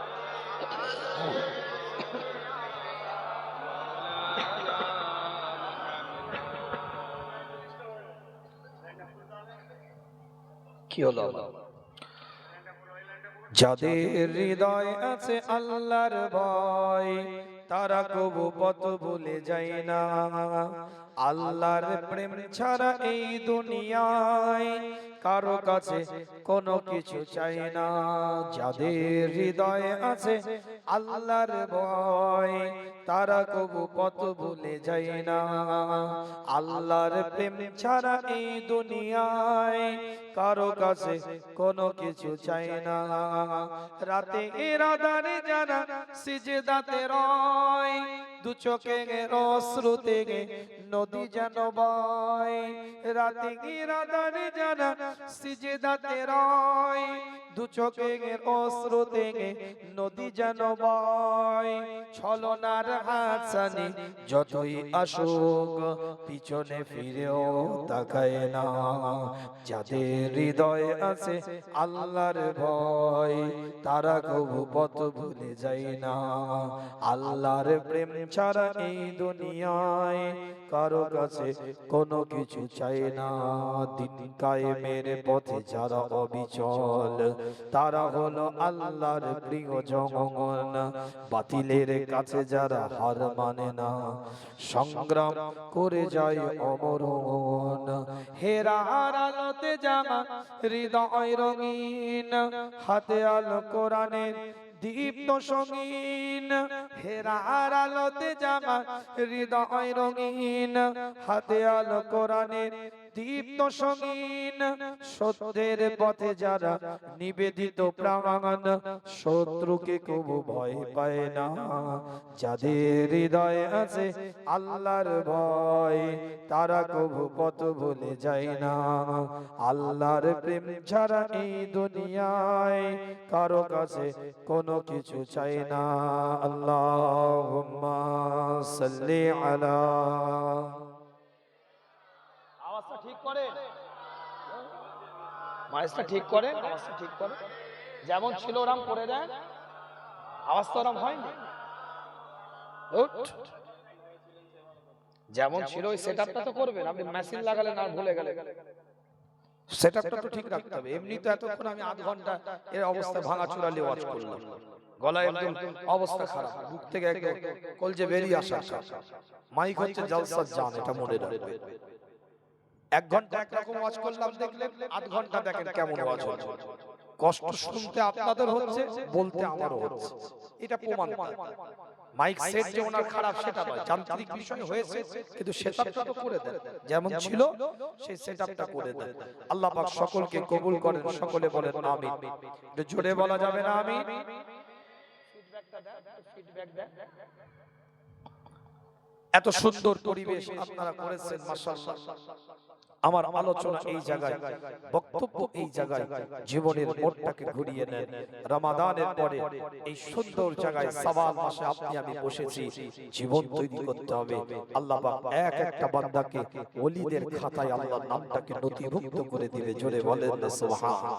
আর একটু জোরে বলা যাবে না সুবহান? আরো চিৎকার দিয়ে বলা যাবে না সুবহানাল্লাহ? আল্লাহ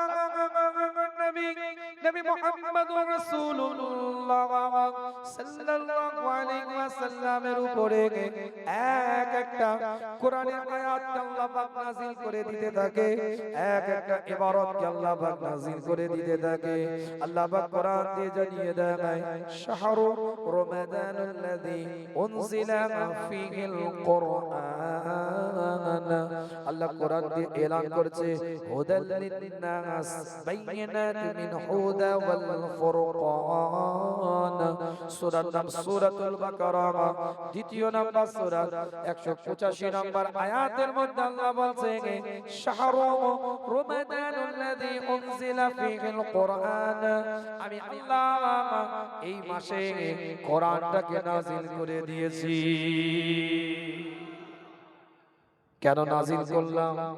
হুদাল লিন-নাস, মানুষের হেদায়েতের জন্য আমি আল্লাহ এই মাসে কোরআনটাকে নাজিল করেছি। এর দ্বারাই মানুষ হেদায়েত পাবে।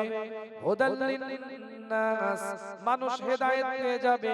ওয়া বায়্যিনাতিন মিন হুদা ওয়াল ফুরকান, এই ফুরকানটাকে আমি আল্লাহ পাক নাজিল করেছি। আল্লাহ পাক কোরআন দিয়ে জানিয়ে দেয়, শুধু আমি আল্লাহ এই মাসের মধ্যে নাজিল করেছি এটা নয়, আল্লাহ ডাইরেক্ট কোরআন দিয়ে বলছে ইন্না আনজালনাহু ফি লাইলাতিল কদর। আল্লাহ ডাইরেক্ট কোরআন দিয়ে বলছে এই মাসে শেষ বেজোর 5 দিনের রাতের মধ্যে এমন একটা রাত আছে যেই রাতটাকে বলা হয় কদরের রাত। এই রাত্রিরে আমি আল্লাহ ইন্না আনজালনাহু ফি লাইলাতিল কদর, এই রাত্রিরে আমি আল্লাহ কোরআনটাকে রমাদানের মধ্যে নাজিল করে দিয়েছি। লাইলাতুল কদরটা কি আল্লাহ কোরআন দিয়ে জানিয়ে দেয়, পরিষ্কার করে লেখা আছে ওয়ামা আদরাকা মা লাইলাতুল কদর। লাইলাতুল কদরটা কি, এর পরিচয়টা কি, এর ডেফিনেশনটা কি, এর খুসুসিয়াতটা কি, এর বৈশিষ্ট্যটা কি, আল্লাহ ডাইরেক্ট কোরআন দিয়ে জানিয়ে দিচ্ছেন লাইলাতুল কদরি খায়রুম মিন আলফিশ শাহর। লাইলাতুল কদর হচ্ছে 1000 মাসের রাতের থেকেও উত্তম একটা রাত আমি আল্লাহ তোমাদেরকে দান করে দিয়েছি। ওই রাত্রিরেও পাবজি, ওই রাত্রিরেও ফ্রি ফায়ার, ওই রাত্রিরেও ড্রিম 11, ওই রাত্রিরেও রামি সার্কেল নিয়ে মুসলমানের ছানা ব্যস্ত আছে। কি ভাই কথা ঠিক ঠিক, ওই রাতেও নোংরামি। একটার পর একটা আলোচনা আপনাদের খেদমতে দলিল দিয়ে যেটা বোঝাতে চেয়েছিলাম, একটার পর একটা পয়েন্টের উপরে কথা আপনাদের খেদমতে বলে গিয়েছি। রমাদানকে অতিক্রম করে এসেছি, সূরা বাকারা থেকে দলিল দিয়েছি, একটার পর একটা হাদিস দিয়ে প্রমাণ করেছি শাওয়াল মাসের 6টা রোজার গুরুত্ব কি আছে। একটার পর একটা দলিল দিয়েছি আপনাদের খেদমতে এই রমাদানের পরে ঈদুল ফিতরকে কেন্দ্র করে সাহাবা হুজুরদের অ্যাক্টিভিটিসটা কেমন ছিল, তাদের চিন্তাধারাটা কেমন ছিল, তাদের জীবন যাত্রাটা কেমন ছিল, তারা কেমন মানুষের কিভাবে ঈদুল ফিতরটা উদযাপন করতেন, একটার পর একটা দলিল নিয়ে আপনাদের খেদমতে বুঝিয়েছি। বনবাটি আলোচনা আপনাদের খেদমতে নয়, দলিল কেন্দ্রিক কথা আপনাদের খেদমতে। আল্লাহ পাক কোরআন দিয়ে জানিয়ে দেন ইয়া আইয়ুহাল্লাযীনা আমানুত্তাকুল্লাহা হাক্কা তুকাতিহি ওয়া লা তামুতুন্না ইল্লা ওয়া আনতুম মুসলিমুন। আল্লাহ পাক কোরআনের মধ্যে জানিয়ে দেয় ঈমানদারদের দিকে লক্ষ্য করে আল্লাহ এলান করছে ইয়া আইয়ুহাল্লাযীনা আমানুত্তাকুল্লাহ, তোরা আল্লাহকে ভয় করতে থাক, ভয় করার মতন তোরা ভয় কর। ওয়ালা তামুতুন্না ইল্লা ওয়া আনতুম মুসলিমুন, যতক্ষণ পর্যন্ত তোরা নিজেদেরকে মুসলমানের পরিচয় না দিতে পারবি ততক্ষণ তোরা মৃত্যুবরণ করবি না। এখানে বোঝার আছে আল্লাহকে ভয় করার নির্দেশ দেওয়া হয়েছে, তাহলে ভয়টা শুধুমাত্র আমাদের রোজার মাসে থাকে, কোন সিসি ক্যামেরা না নাই। এত তৃষ্ণার্ত আপনি কি পানি খান? পৃথিবীর কেউ আপনাকে দেখছে না, কোন পীর, কোন আলেম, কোন মাওলানা, কোন মুফতি আপনাকে দেখছে না। আপনি ঘরের অন্ধকারের ভিতরে ঢুকে কোন পরিবারের কেউ আপনাকে দেখছে না। আপনি সূর্য উদয় থেকে নিয়ে অস্ত্র যা পর্যন্ত এই টাইমটা কারো চোখের ফাঁকি দিয়ে আপনি কি কোনো সময় কোনো খাদ্য খান? কোন রোজাদার পশ্চিম কালেও এই কর্ম করে না। সে জানে কেউ না দেখলেও আমার আল্লাহ আমাকে দেখতে পাচ্ছে, আমার আল্লাহ আমাকে দেখেন। ওয়া হুয়া আলা কুল্লি শাইইন কাদির। কেউ না দেখলেও আমার আল্লাহ আমাকে দেখে। ওয়া হুয়া মাকুম আইনা মা কুনতুম। বান্দা তুমি যেখানে আমি আল্লাহ সেখানে। কেউ না দেখলেও আমার আল্লাহ আমাকে দেখে। নাহনু আকরাবু ইলাইহি মিন হাবলিল ওয়ারিদ। তোদের ঘরের সারগের থেকেও আমি আল্লাহ তোদের বেশি নিকটীয়। কেউ না দেখলেও আমার আল্লাহ দেখে। এই যে আকীদা, এই যে বিশ্বাস, এই যে চেতনা, এই যে ভাবনার কারণে আপনি রমাদানের রোজাটা রাখতে পারলেন। কেন আল্লাহ দেখে না? আল্লাহ দেখছে। এই ভাবনার মধ্যে দিয়ে আপনি সিয়ামটা পালন করে নিলেন। কিন্তু মনে রাখবেন, এই ভাবনাটা যদি 11 মাস আপনি রাখতে পারতেন, আমি স্বর্ণকার, আমি সোনার কাজ করি, আমি পালিশের কাজ করি, আমি গলিতের কাজ করি, আমি চেনের কাজ করি, আমি বলের কাজ করি, কেউ আমাকে দেখে না কিন্তু আমার আল্লাহ দেখে। আপনার ব্যবসার মধ্যে হালাল থাকতো, আপনি মুদিখানার দোকানদার, কেউ আপনাকে দেখে না, আপনার আল্লাহ আপনাকে দেখে।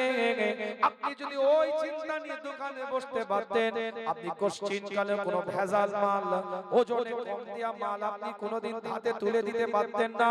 আকীদা যদি এটা অন্তরের মধ্যে নিয়ে আসতে পারতেন, 11 মাস রোজার মাসের মতন যদি চিন্তা ভাবনা আপনার মধ্যে থাকতো, রোজার মাসের মধ্যে যদি চেতনা ভাবনা আপনার মধ্যে থাকতো যে আপনার কেউ আমাকে দেখে না, আমার আল্লাহ আমাকে দেখছে, আমার মাওলা আমার পরবর্তীকার আমাকে দেখতে পায়, তাহলে কোশ্চিন কালেও আমি মিথ্যা বলতাম না, গীবত করতাম না, পরচর্চা করতাম না, পরনিন্দা করতাম না। কোন আইনে কি হবে দেখার দরকার নাই, আল্লাহর আইনে আমি ফেঁসে যাব।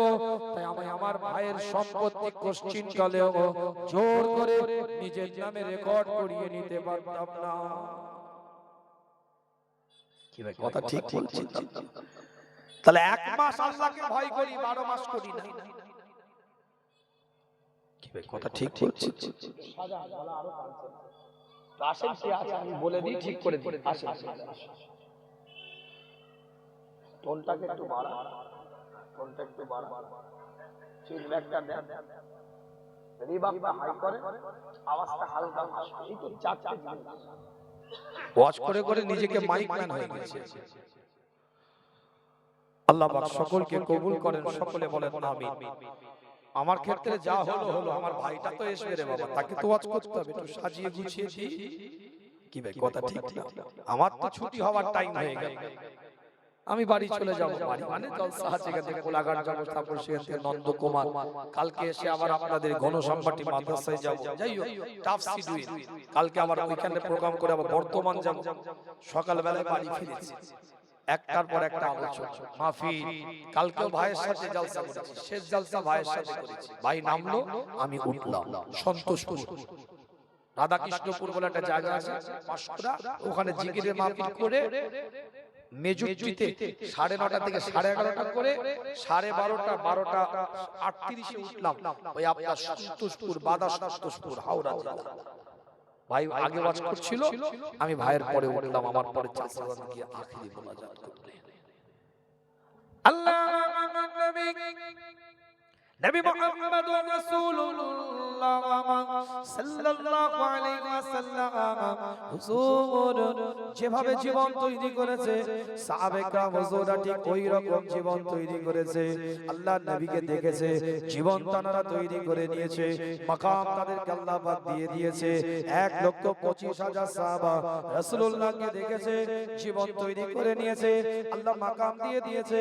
পৃথিবীর মধ্যে যারা রাসূলুল্লাহ সাল্লাল্লাহু আলাইহি ওয়াসাল্লামকে চামড়ার চোখে দেখেছে, তাদেরকে রাদিয়াল্লাহু আনহুম ওয়া রাদওয়ান, অর্থাৎ আমার আল্লাহর পক্ষ থেকে নিয়ামতের সুসংবাদ ঘোষণা হয়ে গিয়েছে। আল্লাহর রাসূলকে যারা চামড়ার চোখে দেখেছে, এই চামড়ার চোখে দেখার কারণে তাদেরকে সাহাবা হিসাবে আখ্যায়িত করা হয়েছে। আর 1,25,000 সাহাবাকে যারা চামড়ার চোখে দেখেছে, তাদেরকে তাবিঈন হযরত বলা হয়। এই রকম একজন বিখ্যাত তাবিঈন নাম ওমর ইবনে আব্দুল আজিজ, আগে ওমর ইবনুল খাত্তাবের কথা বলেছি, আর এখন ওমর ইবনুল আব্দুল আজিজ, যাকে দ্বিতীয় ওমর বলা হয়, খেলাফতের শাসন ব্যবস্থা উমাইয়া পিরিয়ডের তিনি সাম্রাজ্য পরিচালনা করেন, নেতৃত্ব দিতে থাকেন, সাম্রাজ্যকে নেতৃত্ব দিতে থাকেন। কিতাবের রিওয়ায়াতের মধ্যে পাওয়া যায় ওমর ইবনুল খাত্তাব কি জীবন যাপন করেছে একটু চিন্তা করেন। একটার পর একটা পয়েন্টের আলোচনা করেছি। ওমর ইবনুল আব্দুল আজিজ, যাকে দ্বিতীয় ওমর বলা হয়, সেই ব্যক্তিত্বটাও কেমন জীবন যাপন করেছে একটু চিন্তা করে দেখেন। যাকে প্রথম মুজাদ্দিদ বলা হয়, 100 হিজরির যিনি মুজাদ্দিদ ছিলেন, মুজাদ্দিদ জামান, 20 শতাব্দী 29 শতাব্দী অর্থাৎ 1400 হিজরির মুজাদ্দিদ জামান ছিলেন। আর সেই যুগের ওমর ইবনুল আব্দুল আজিজ 100 হিজরির মুজাদ্দিদ ছিলেন, যাকে প্রথম মুজাদ্দিদ বলে আখ্যায়িত করা হয়েছে।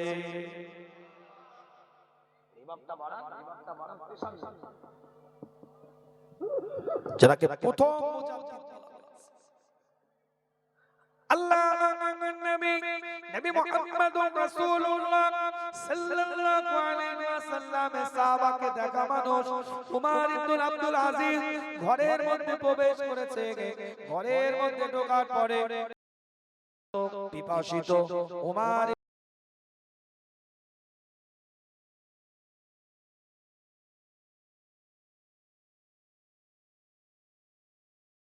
একটু পানি দে মা, আমাকে তৃষ্ণা পেয়েছে, আমি পিয়াস অবস্থায় আছি, আমাকে একটু পানি দে মা। তিনবার বলেছে। ওমর ইবনুল আব্দুল আজিজ সব শুনতে পেয়েছে, শোনার পরেও কন্যা কোনো কর্ণপাত করে নাই, কোনো আওয়াজ দেয় নাই, কোনো সাড়া দেয় নাই, কোনো মন্তব্য কন্যার কিছু শুনতে পায় নাই। তিনবার ডাকার পরে ওমর ইবনুল আব্দুল আজিজের স্ত্রী হাতে করে পানি নিয়ে ওমর ইবনুল আব্দুল আজিজের সামনে দাঁড়িয়ে আছে। কে স্ত্রী? এমন একজন ব্যক্তিত্ব, তার 4টে ভাই, 4জনই বাদশা ছিল, তার বাপ সেও বাদশা ছিল, তার দাদা তাও সেও বাদশা ছিল, তার স্বামী সেও বাদশা ছিল। এই রকম একজন ব্যক্তিত্ব, নাম তার ফাতিমা। ওমর ইবনুল আব্দুল আজিজের সামনে এসে দাঁড়িয়ে আছে। ওমর ইবনুল আব্দুল আজিজ বলে, তুমি কেন পানি নিয়ে এসেছো? আমি কন্যাকে এতবার বললাম, সে তো আমার জন্য পানি আনলো না। সবকিছু শুনলো, তারপরেও ঘরের মধ্যে বসে আছে। ওমর ইবনুল আব্দুল আজিজের স্ত্রী বলে, আপনাকে বলতে মানা করেছে, কিন্তু আপনি বারবার যখন জিজ্ঞাসা করছেন, আমি আপনাকে বলতে বাধ্য হয়ে যাচ্ছি। আপনার কন্যা তার শরীরটার মধ্যে যে পোশাকটা পরিধান করে আছে, ওই পোশাকটার পায়জামা এতটাই ছিদ্র হয়ে গিয়েছে, একটা প্রাপ্তবয়স্ক মেয়ে তার বাপের সামনে ওই পোশাক পরে দাঁড়াতে পারবে না। তার শরম লাগছে, তার লজ্জা লাগছে, তার লজ্জার স্থান উন্মুক্ত হয়ে যেতে পারে। তাই আপনার কন্যা আপনার সামনে দাঁড়াতে পারছে না। কিতাবের রিওয়ায়াতের মধ্যে পড়া যায়, ওমর ইবনুল আব্দুল আজিজ রাদিয়াল্লাহু তাআলা কিতাবটা খুলে দেখেন, পরিষ্কার করে লেখা আছে, সিজদার মধ্যে লুটিয়ে পড়ে যায়, সিজদার মধ্যে লুটিয়ে যায়, আল্লাহর দরবারে মাথাটা নত করে দিয়ে সিজদাতে আল্লাহর কাছে বলতে থাকে, হে রব্বে আল্লাহ, তুমি যে হালে আমাকে রেখেছো, ওই হালে তোমার বান্দা তোমার উপরে খুশি হয়ে আছে।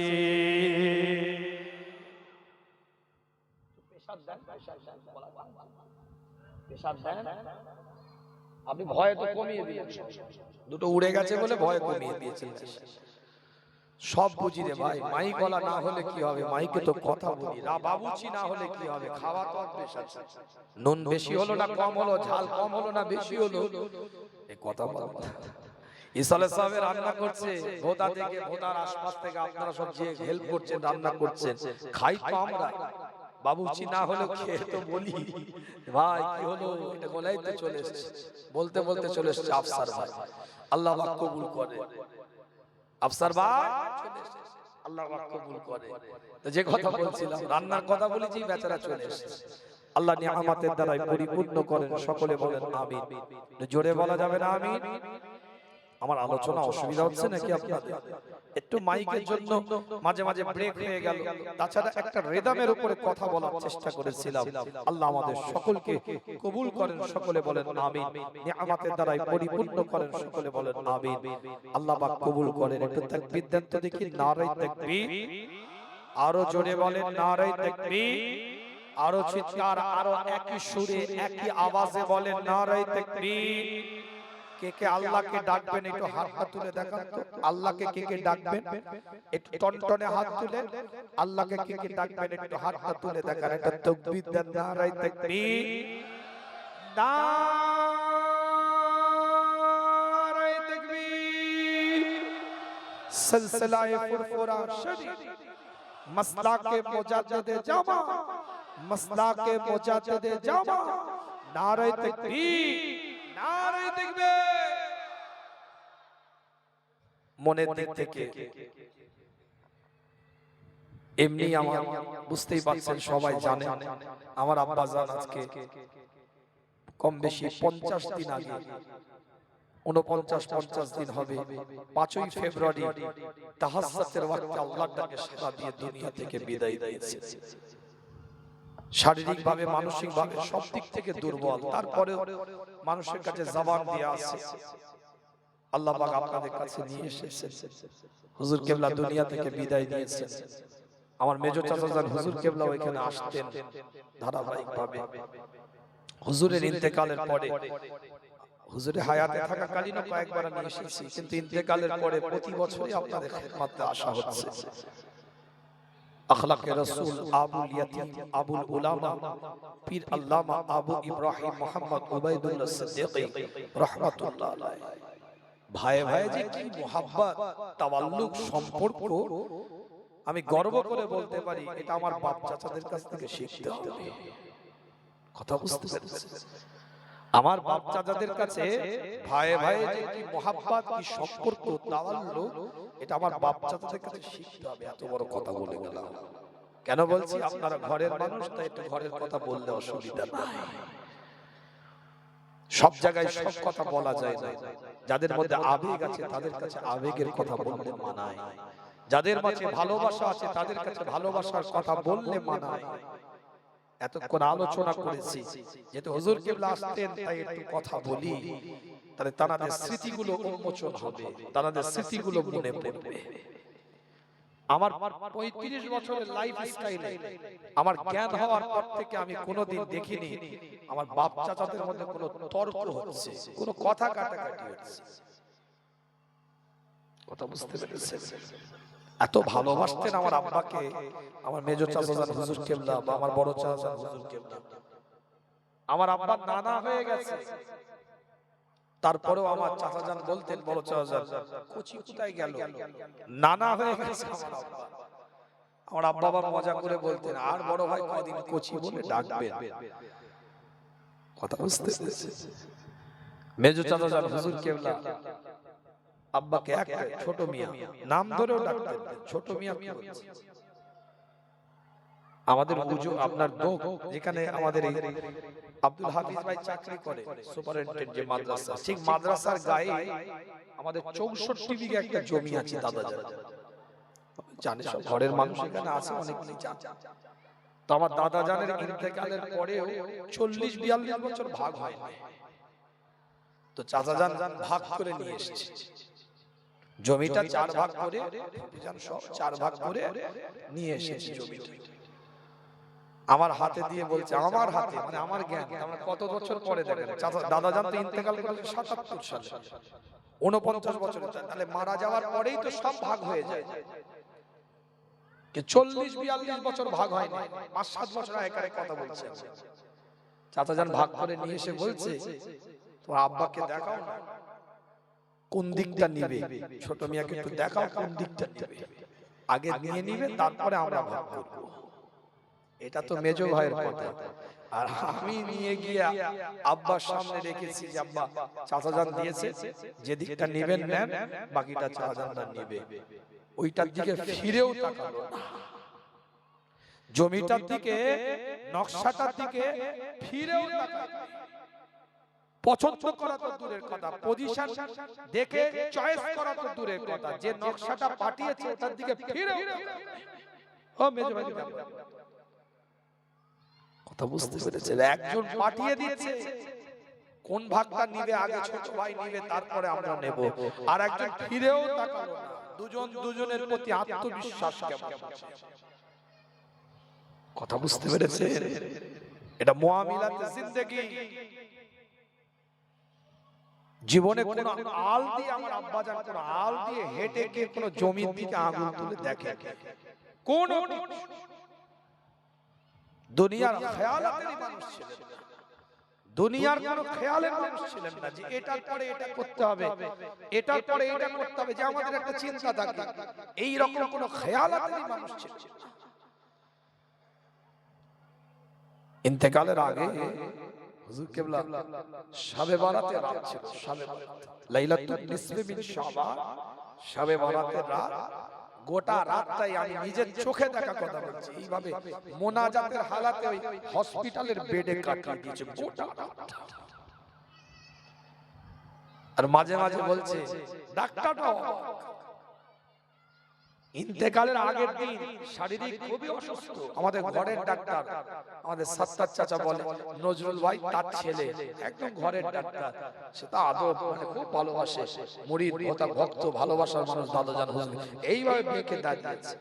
ও এসে শবে বারাতে রাত্রিরে ওর নাম আপনার দাঁড়িয়ে বলছে নজরুল ভাইয়ের ছেলে যে চাচা দাদাজান, দাদাজান বলে আমাকে, দাদাজান আপনি দোয়া করবেন আমার বাচ্চাটার জন্য, আমার মেজো চাচাজানের ছোট মেয়ে আমার বোন, তাই বলছে চাচাজান এটা নজরুল ভাইয়ের ছেলে, এর বাচ্চাটার জন্য একটু দোয়া করবেন। ওই ডাক্তার দোয়া চাইছে, হুজুর ওই হাত তোলা অবস্থা, যাও আল্লাহ আছে আমি দোয়া করছি।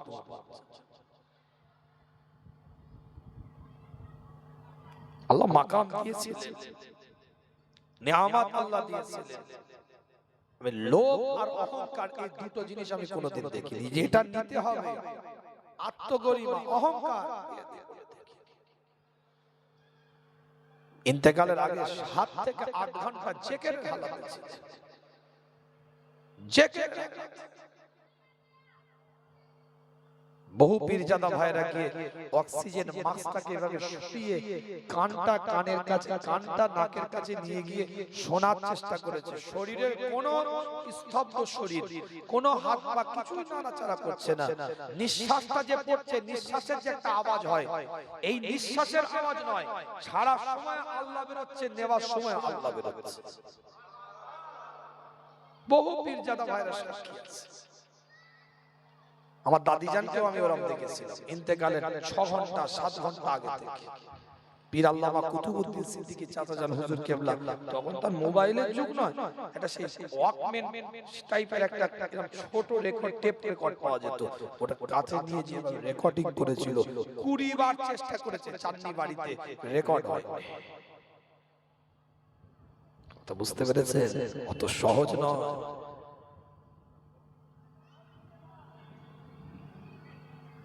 ইন্তেকালের পরে গোটা ঘরটা খাসবো, পীরজাদা সানাউল্লাহ সিদ্দিকী 15 মিনিট পরে গেছে, রাকিবুল আজিজ বখতিয়ারি, রাকিবুল আজিজ গজল গায়, বখতিয়ারি ইউটিউবে দেখবে, ও 20 মিনিট 25 মিনিট পরে বলছে গোটা ঘর তো ভাই খুশবু হয়ে গেছে। রাকিবুল আজিজ হাতটা ধরে বলছে ভাইজান এই খুশবু কোন জায়গার নয়, হুজুরের শরীর মোবারকে একটা ঘাম এসছে, ওই ঘামের খুশবু বের হচ্ছে। মুমিন বান্দারা যখন ইন্তেকাল করে তাদের কপালটা ঘামে, এটা হচ্ছে রাসূলুল্লাহর হাদিসের একটা লক্ষণ, হুজুর বলেছেন তাদের কপালটা ঘামে, তাদের শরীরটা ঘামতে থাকে। মুমিন বান্দারা যখন ইন্তেকাল করে আর সে ঘামে কোনো দুর্গন্ধ থাকে না, সুগন্ধ থাকে। আমি নিজের নাকে শুনেছি হুজুরের ঘামে গোটা ঘরটা সুগন্ধিত হয়ে গেছে।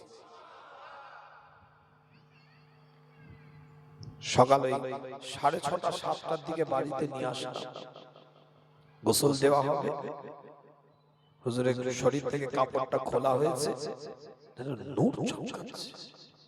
পীর আল্লামা ইসমাইল সিদ্দিকী চাচাজান বসে আছে ঘরটায়, কি চেহারা রে ছোট ভাই, আমাকে বলছে যারা চেহারাটা দেখেছে 5 বার 7 বার ঘুরে ঘুরে গিয়ে দেখছে, এই তো দেখলেন আবার লাইনে কেন আপনি, যারা পরিচিত লোক আপনি দেখেন না, এই তো দেখলেন, বলে না আমাকে আবার দেখতে মন চাইছে, হুজুরের চেহারা যেন আমাকে টেনে নিয়ে যাচ্ছে। হিন্দুরা এসে হাওয়া খাচ্ছে, হিন্দু ভাই শিডিউল কাস্ট আপনার কি বলে যারা মাছ বিক্রি করে সবজি বিক্রি করে, হুজুর একটু বাজার করার নেশা ছিল, হাটে গিয়ে বাজার টাজার করতেন, ওই সব মেয়েগুলো বাড়িতে এসে আম্মা জানের কাছে কদিন আগে এসে কাঁদছে, বলে হুজুর ওই পচা মাছ কিনে নিয়ে চলে আসতেন, আমরা মানা করতাম হুজুর পচা বাড়ি আম্মা রাগ করবে, দাও না তুমি বেশি কথা বলো কেন, দাও কতক্ষণ তুমি বসে থাকবে, ওই মাছটার জন্য কতক্ষণ তুমি বসে থাকবে, দাও পচা মাছ বাড়িতে নিয়ে এসেছে দুর্গন্ধ বেরোচ্ছে, আম্মা বাড়ির যারা আছে সব আপনি কেন নিয়ে আসেন কি পচা মাছ, তুমি যাও বুঝবে না, যাও ও বিড়ালকে দিয়ে দাও, যাও বিড়ালকে দিয়ে দাও। তারপরে কিছুক্ষণ বলে বলছে শোনো ওই একটা মাছের জন্য ও 5 ঘন্টা 2 ঘন্টা 3 ঘন্টা বসে থাকবে, আল্লাহ কি বলবে, আমার আওকাত আছে আমি কিনে নিয়ে এসে বিড়ালকে খাওয়াবো, কিন্তু ওই মানুষটা একটু সহযোগিতা হবে।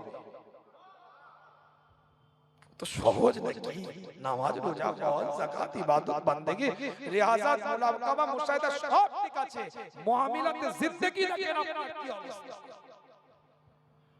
ওই মাজারের পাশে যে ফকির গুলো বসে থাকে, আজকের কথা বলছি, আজকে 12টা 12:30টার দিকে এসছে, আজকের কথা বলছি, প্রত্যেকদিনই একজন না একজনের সাথে দেখা হয়, বলে হুজুরের পকেটে যা থাকতো ওই জায়গায় পকেটটা এরকম উল্টে দিয়ে আমাদেরকে ভাগ করে দিয়ে চলে যেত, পকেটটাকে এইভাবে উল্টে দিয়ে গুনতেনও না, এইভাবে ভাগ করে দিয়ে ওই জায়গায় দাঁড়িয়ে যা হাদিয়া নজরানা মুরিদ মুতাকিদিনরা যা দিত পকেটটা এইভাবে উল্টে দিয়ে ভাগ করে দিয়ে চলে যেত। কথা বুঝতে পারছেন? আজকে যা হয়েছে আজকেই খরচ, কালকের জন্য যে ভাবাভাবি নেই। একটা হলুদ রঙের কোটো আছে আমার বাড়িতে, নিয়ে গিয়ে আপনাদের দেখাতে পারি, সে হলুদ রঙের কোটোটা এরকম বক্স মতন একটা, ওতে আব্বাজান টাকা রাখতেন, খুলে দেখছি কিচ্ছু নেই, সামান্য কিছু পরিমাণ পড়ে আছে, আম্মা বলছে এই দেখো তোমার আব্বার ওই হলুদ বাক্সে কি পড়ে আছে, মানে যা হয়েছে সব শেষ, উদ্বৃত্ত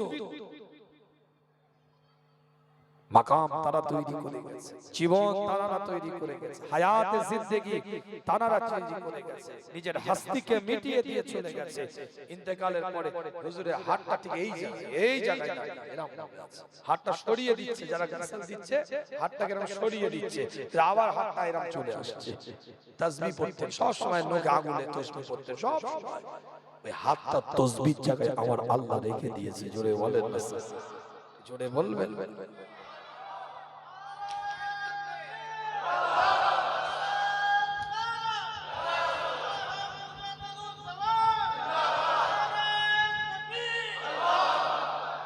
ইন্তেকালের পরে সবাই আমাকে বলছে যে দাদা পীরের মাজারের ভিতরে গম্বুজের ভিতরে চাচাজানের কবরটা দেওয়া হোক, সবাই মুরব্বী চাচাজানরা বলছে, ইসমাইল চাচা বললেন কি রে কোচি ছোট ভাইয়ের কবরটা কোথা দিবি, যে চাচাজান আব্বা তো ওসিয়ত করেছিল, সব ভাইরা বলছে কোথায় দিবে, দাও ভিতরে দাও, দাদা হুজুর কেবলা মাজারে গম্বুজের ভিতরে চাচাজানের পাশে দিয়ে দাও, যাও তুমি যেখানে শখ করবে সেখানে দেবে। আমাকে একটু ভালোবাসে আমার ভাইরা, সব ভালোবাসে আমার ভাইরা, মানে আমি ছোট কিন্তু আমাকে সবাই ভালোবাসে, আমি যদি একটা কথা বলি বড় বড় ভাই না সবাই বলছে ঠিক আছে করো, ওইটাই আল্লাহ শুকর, আপনার ইসালে সাহেব যা দেখেন একটু ভালোবাসা। তো যাই হোক তুমি যেখানে মন করবে সেখানে দিবে, গম্বুজের ভিতরে দাও, সবাই প্রস্তাব দিলেন, আমি বললাম আব্বা ওসিয়াত করেছিল যে আমাকে মাজারে ঢুকতে গেটের পাশে বাম দিকে কবরটা দিবে, কারণ আমি সারা জীবন আমার দাদার মাজারের দারোয়ানের দায়িত্ব পালন করেছি, আমি মরে যাওয়ার পরে ইন্তেকালের পরে আমার কবরের নকশাটা যেন আমার দাদার কবরের দারোয়ানের মতন হয়ে থাকে, আমার গেটের পাশে দিবে, গম্বুজের ভিতরে আমার কবর দিবে না। मिटा दो अपने हस्ती को अगर कुछ मर्तबा चाहो, जो दाना खाक से मिलकर गुले गुलजार होता है। কার আশা জাগে না দাদার কাছে শুবে, বাপের কাছে শুবে, মায়ের কাছে শুবে, ভাইয়ের কাছে শুবে? কার আশা জাগে না কত বড় মোতাবারক গম্বুজের নিচে দাদা পীরের কাছাকাছি থাকবে, সবাই গিয়ে হাত তুলে মোনাজাত করবে, ভিতরে লক্ষ লক্ষ মানুষের দোয়া, কোটির অধিক মানুষের দোয়া কিয়ামত পর্যন্ত গম্বুজের ভিতরে ওখানে শুয়ে শুয়ে পাবে। কার আশা জাগে না? কিন্তু না, হাস্তি মিটিয়ে দিলেন। গম্বুজের ভিতরে শুলে আত্মগরিমা হতে পারে, ইন্তেকালের পরেও নিজের হাস্তি মিটিয়ে দিয়ে সাধারণ কবরের মতন কবরটা দারোয়ানের নকশায় এখনো ঘুমিয়ে আছে। আল্লাহ কোরআনের মধ্যে বলেন, ওয়ামিনান নাসি মান ইয়াশরি নাফসাহু ইবতিগা মারাদাতিল্লাহ ওয়াল্লাহু রাউফুম বিল ইবাদ। আল্লাহ বলছে পৃথিবীর মধ্যে এমন কিছু মানুষ আছে যারা আমি আল্লাহ আমাকে খুশি করার জন্য নিজেদেরকে বিলিয়ে দেয়। আল্লাহ কি করে খুশি হবে? আপনি কি ভাবলেন আমার আব্বাজান ওই ভাবনা নিয়ে কথা বলতেন না। আল্লাহ কি ভাবলেন?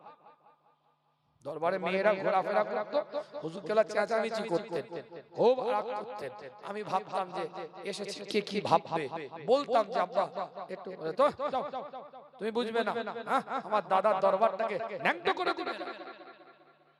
ও কি মনে করলো দেখার দরকার। আমার আল্লাহ কি আমার আল্লাহ আমাকে কি ভাবে এটা ভাবনা, আপনি কি ভাবলেন ওই ভাবনা নিয়ে কথা বলতেন।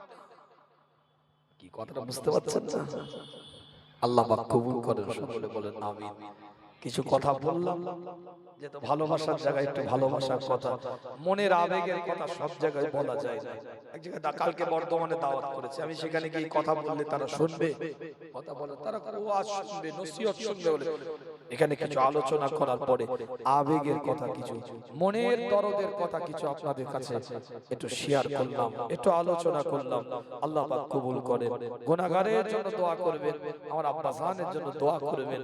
আল্লাহ পাক যে নিয়ামত দিয়েছেন আরো বেশি বেশি নিয়ামত, কবরের হায়াতে উচ্চ মাকাম আল্লাহ যারা দান করেন, জোরে বলেন আরো জোরে। একজন অসুস্থতার সময় এসেছে, এসে বলছে হুজুর জিয়ারত করছিলেন, আমি পিছনে দাঁড়িয়েছি।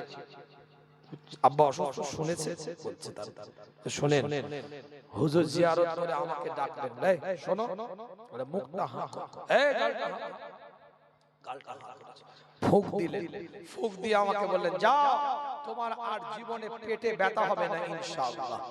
ওই ব্যক্তি বলছে আমার 30 থেকে 35 বছরের পেটের ব্যথা, হাজারো ওষুধ খেয়ে আমার পেটের ব্যথা ভালো হয়নি, কিন্তু আমি কোনোদিন হুজুরকে বলিওনি যে আমার পেটের ব্যথা। ওই দিনে যে ফুঁকটা দিয়েছে, ওই ফুঁকের পর থেকে আজ পর্যন্ত আমাকে কোনো পেটের ব্যথা আক্রান্ত করতে পারে। এখনো বেঁচে আছে লোকটা, রাজারহাটে।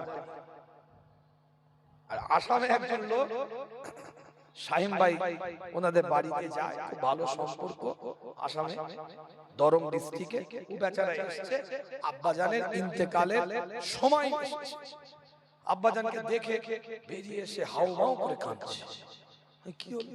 শাহিম ভাইকে জিজ্ঞেস করবে যে বিচিমারি বলে একটা জায়গা আছে ওনাদের আসামে দরঙে খানকা আছে, ও মেন লোক শাহিম ভাইয়ের সব সে করে। তো দেখছি ঘর থেকে বেরিয়ে হাউমাউ করে কাঁদছে। কি হলো ভাই? আমিও তাকে অতটা চিনি না। কি হয়েছে ভাই? বলে এই তো সেই হুজুর। তার মানে এই আপনার আব্বাজানকে তো আমি খুঁজছি আজকে 10 বছর ধরে। কি হয়েছে? আমি খুঁজে পাইনি আপনার আব্বাজান। আজকে ইন্তেকালের হুজুরের চেহারা দেখলাম, নূর চমকাচ্ছে, চেহারা দেখে বুঝতে পারলাম কি হয়েছে বলেন। আমি জিজ্ঞেস করছি, বলছে হুজুর আমি জিয়ারত করে আসছিলাম, আর এই খানকার কোনটায় আমার সাথে দেখা হয়েছে, হঠাৎ আমাকে ডেকেছে, যাও। কি হয়েছে? শুধু জিয়ারত করলে হবে? নামাজ পড়ো। হুজুর আমি তার আগে নামাজ পড়তাম না, হুজুর আমাকে ডেকে বলছে জিয়ারত করলে হবে, নামাজ পড়ো, যাও। এইভাবে বলার পরে আমি একটু দূরে চলে গেছি, হয়তো আমি মনে করব মন খারাপ হয়ে যাবে, এভাবে বলেছে। হুজুর আবার ডেকেছে, হ্যাঁ শোনো, যাও, তোমাকে আল্লাহ রাসূলের দিদার বলছে। ওই বছরে আমি রাসূলুল্লাহর দরবারে গেছি উমরায়, যাওয়ার পর কথা নয়, রাসূলুল্লাহর দিদার আমার হয়ে গেছে। বলছে আমি খুঁজছিলাম কিন্তু আমি পাইনি। কথা বুঝতে পেরেছেন? মাকাম আল্লাহ দিয়েছে, নিয়ামত আল্লাহ দিয়েছে, কিন্তু আমরা নিয়ামত নিতে পারিনি, এটা আমাদের দুর্বলতা। আল্লাহ আমাদের সকলকে কবুল করেন। আমার কথা রাগ করলেন, কষ্ট পেলেন, কিছু কথা আবেগপ্রবণ হয়ে বলে ফেললাম, আল্লাহ আমাদের সকলকে কবুল করেন। একটার পর একটা আয়াতের ব্যাখ্যা করেছি সূরা বাকারা থেকে। রমাদানের মুতাবারাক মাসের পরে সওয়ালের গুরুত্ব নিয়ে কিছু কথা, আল্লাহ আমাদের সকলকে কবুল করেন, সকলে বলেন আমিন। নিয়ামতের দ্বারাই পরিপূর্ণ করেন, সকলে বলেন আমিন। আল্লাহ আমাদের সকলকে কবুলিয়াতের দরজার বান্দা হিসাবে কবুল করে নিয়ে ওলিদের খাতায় আল্লাহ নামটা নথিভুক্ত করে দেন, সকলে বলেন আমিন। আল্লাহ নবী, আল্লাহ রাসূল, সাহাবে کرام হুজুরদের সাথে আলাপ আলোচনা করতে থাকে, সাহাবে کرام হুজুরদের সাথে কথাবার্তা বলতে থাকে, এক একটা আল্লাহ পাকের কোরআনের আয়াতকে নাযিল করতে থাকে। রাসূলুল্লাহ হাদিস দিয়ে জানিয়ে দেয়, আনাস রাদিয়াল্লাহু তাআলা আনহু قال قدم رسول الله صلى الله عليه وسلم المدينة ولهم يومان يلعبون فيهما فقال قد أبدلكم الله بهما خيرا منهما يوم الأضحى يوم الفطر الله نبي محمد رسول الله صلى الله عليه وسلم জানিয়ে দেয়, এক বছরের মধ্যে ঈদুল ফিতর আর ঈদুল আযহা এমন একটা মুতাবারাক দিন, আল্লাহ পাক এই দিনে বান্দাদেরকে মাকাম দান করতে থাকে। জোরে বলবেন না? আল্লাহ নবী মুহাম্মদুর রাসূলুল্লাহ সাল্লাল্লাহু আলাইহি ওয়াসাল্লাম হুজুর সাহাবে کرام হুজুরদের সাথে আলাপ আলোচনা করতে থাকে। আল্লাহ পাক কোরআন দিয়ে জানিয়ে দেয়, ইয়া আইয়ুহাল্লাযীনা আমানু দুখুলু ফিস সিলমি কাফা ওয়া লা তাত্তাবিউ খুতুওয়াতিশ শাইতান ইন্নাহু লাকুম আদুউম মুবিন। তোরা পরিপূর্ণতার সাথে ইসলামের মধ্যে দাখিল হয়ে যা, পূর্ণাঙ্গতার সাথে ইসলামের মধ্যে প্রবেশ করে নে। তাই রমাদানের ইবাদতের মাধ্যম দিয়ে শুধু জীবনটাকে কাজে লাগালে হবে না, রমাদান মাসটাকে সামনে রেখে 11 মাস জীবনটাকে পরিপাটি করে তুলতে হবে। নিয়ামতের দ্বারা আল্লাহ পাক মাকাম দান করে দিবে এক একটা বান্দাকে পূর্ণাঙ্গতার কারণে। আফাতুমিনুনা বিবাদিল কিতাব ওয়া তাকফুরুনা বিবাদ, এক একটা বান্দাকে আল্লাহ পাক মাকাম দিয়ে দিবে, মর্যাদার অধিকারী আল্লাহ পাক বানিয়ে দিবে। আজ শাওয়াল মাসে সর্বপ্রথম আপনি আমি নিয়ত করব, পরচর্চা মুক্ত একটা জীবন তৈরি করব, পরনিন্দা মুক্ত একটা জীবন তৈরি করব, লোভ মুক্ত একটা জীবন তৈরি করব, লালসা মুক্ত একটা জীবন তৈরি করব, হাসাদ মুক্ত একটা জীবন তৈরি করব। আল্লাহ পাক এক একটা বান্দাকে কবুল করে নিয়ে ওলিদের খাতায় আল্লাহ পাক নামটাকে লিখে দিবে।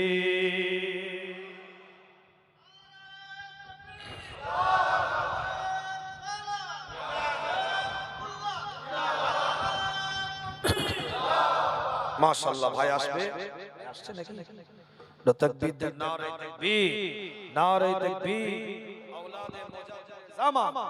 औलादे मुजाद्दिद ज़मा जनाब पीरजादा अलहाज हजरत मौलाना उज़ैर सिद्दीकी भाईजान, नारे तकबीर, नारे तकबीर। माशाअल्लाह।